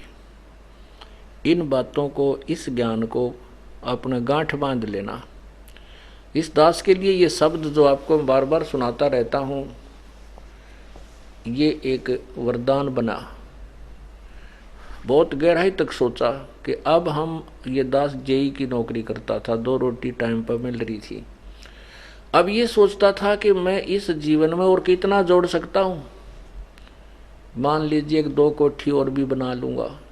परमात्मा कहते हैं, तू तो इंद्र कुबेर ईश की पदवी, ब्रह्मा वरुण धर्मराया, ब्रह्मा विष्णु महेश इंद्र कुबेर जो धन का देवता है, वो उसकी पदवी को भी तूने प्राप्त किया, स्वर्ग का राजा भी बना और कुत्ता गधा सुअर भी बना, तो तुझे कुछ ना हाथ लगे रे। अब जैसे महावीर जैन जी का इतिहास आपने देखा, वो ज्ञान, वो साधनाएं जो हम करते रहे, वो असंख्यों जन्म हो गए हमने वो साधना करते रहे, ऐसे ऐसे कष्ट उठाते ना, लेकिन हमारा जन्म मृत्यु का दीर्घ रोग कटा नहीं। महावीर जैन जी की कैसी दुर्गति हुई, थोड़ा सा संकेत आपको देता हूं। और ऐसी साधना तो आप भी नहीं कर सकते जितनी कठिन साधना इन महापुरुषों ने की है। ये देखिएगा, आओ जैन धर्म को जाने।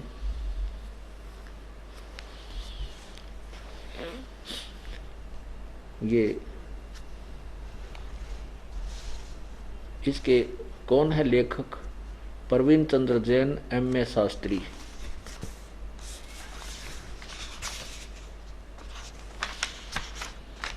आओ जैन धर्म को जाने।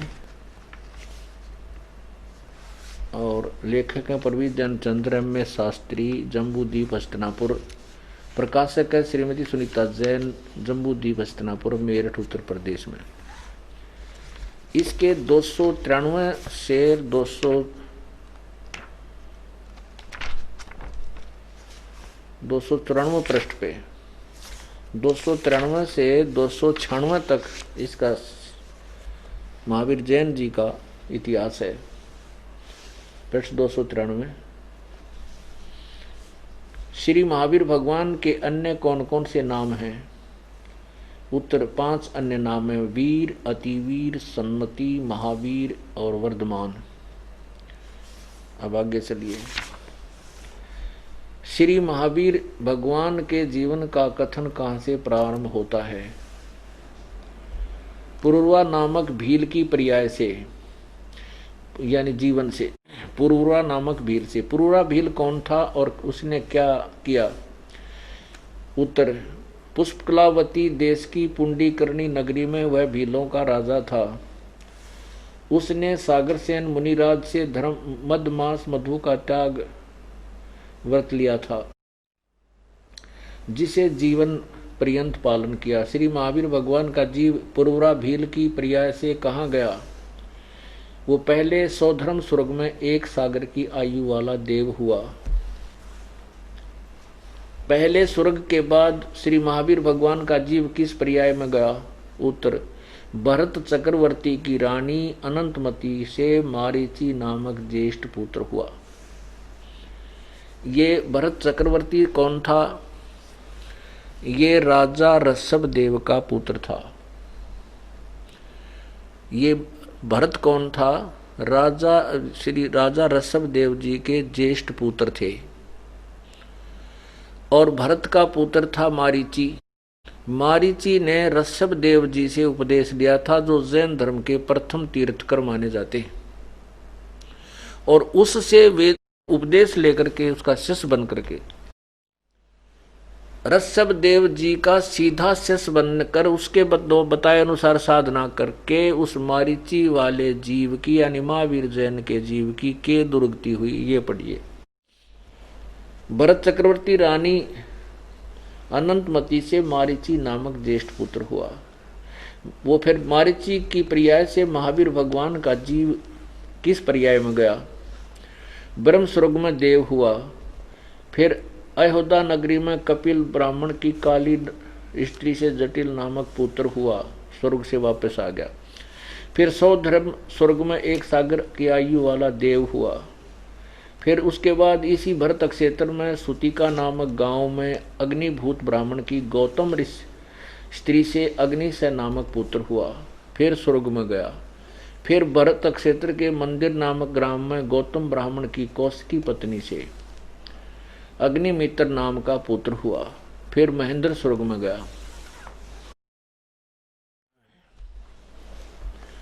मंदिर नगर में शाल्यकाम ब्राह्मण की पत्नी से भारद्वाज नामक पुत्र हुआ।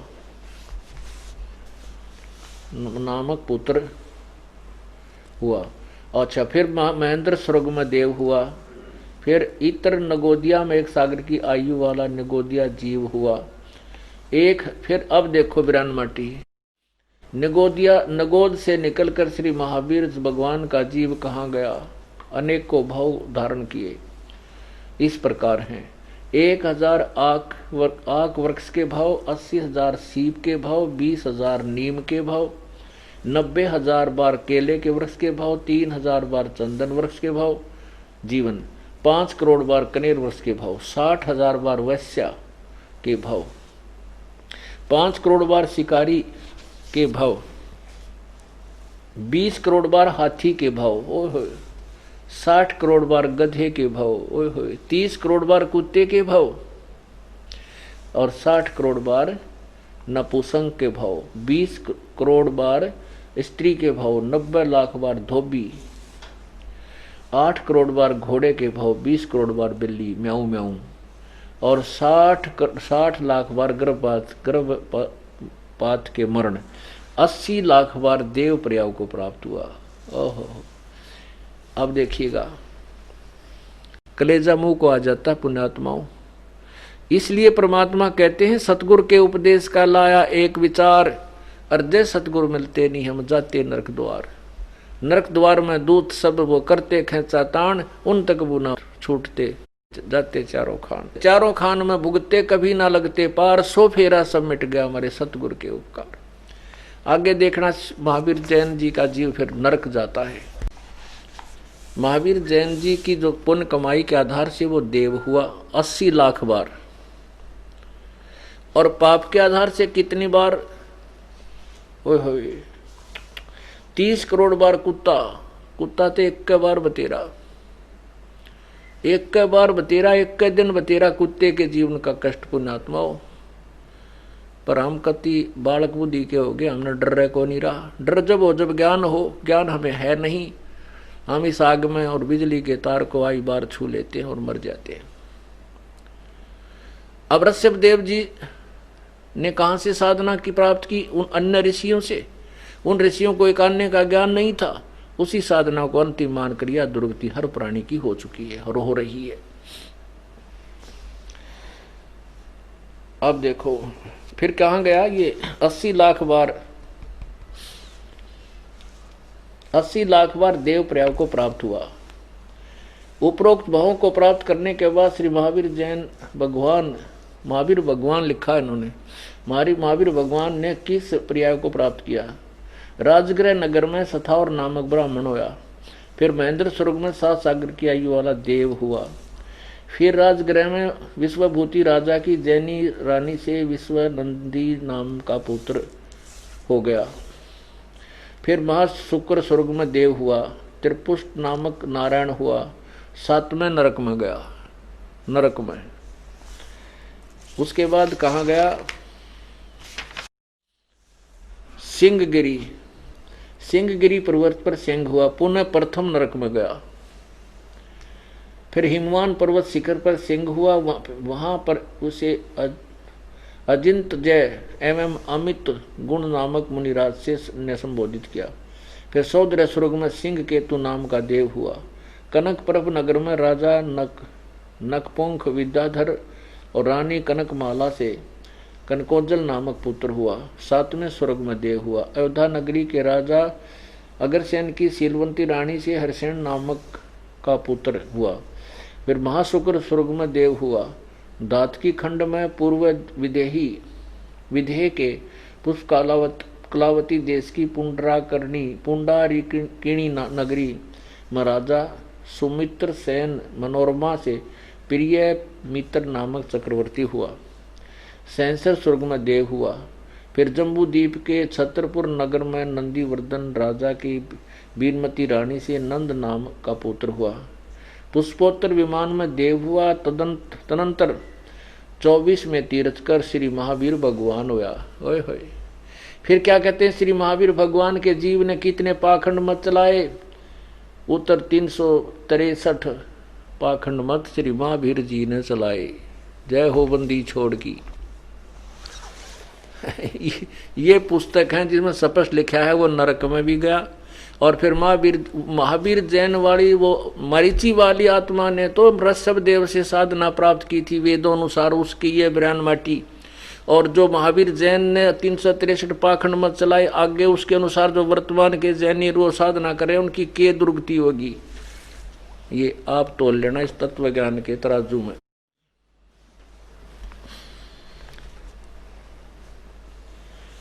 अब परमात्मा कहते हैं सतगुरु के उपदेश का लाया एक विचार, जय सतगुरु मिलते नहीं जाते नरक दुआरे।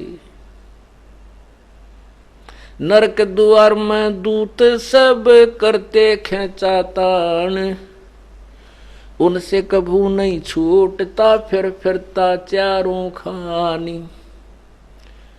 चार खानी में भरमता कभू न लगता पार, सो फेरा सब मिट गया मारे सतगुरु के उपकार। अब उस सदगुरु की क्या महिमा करूं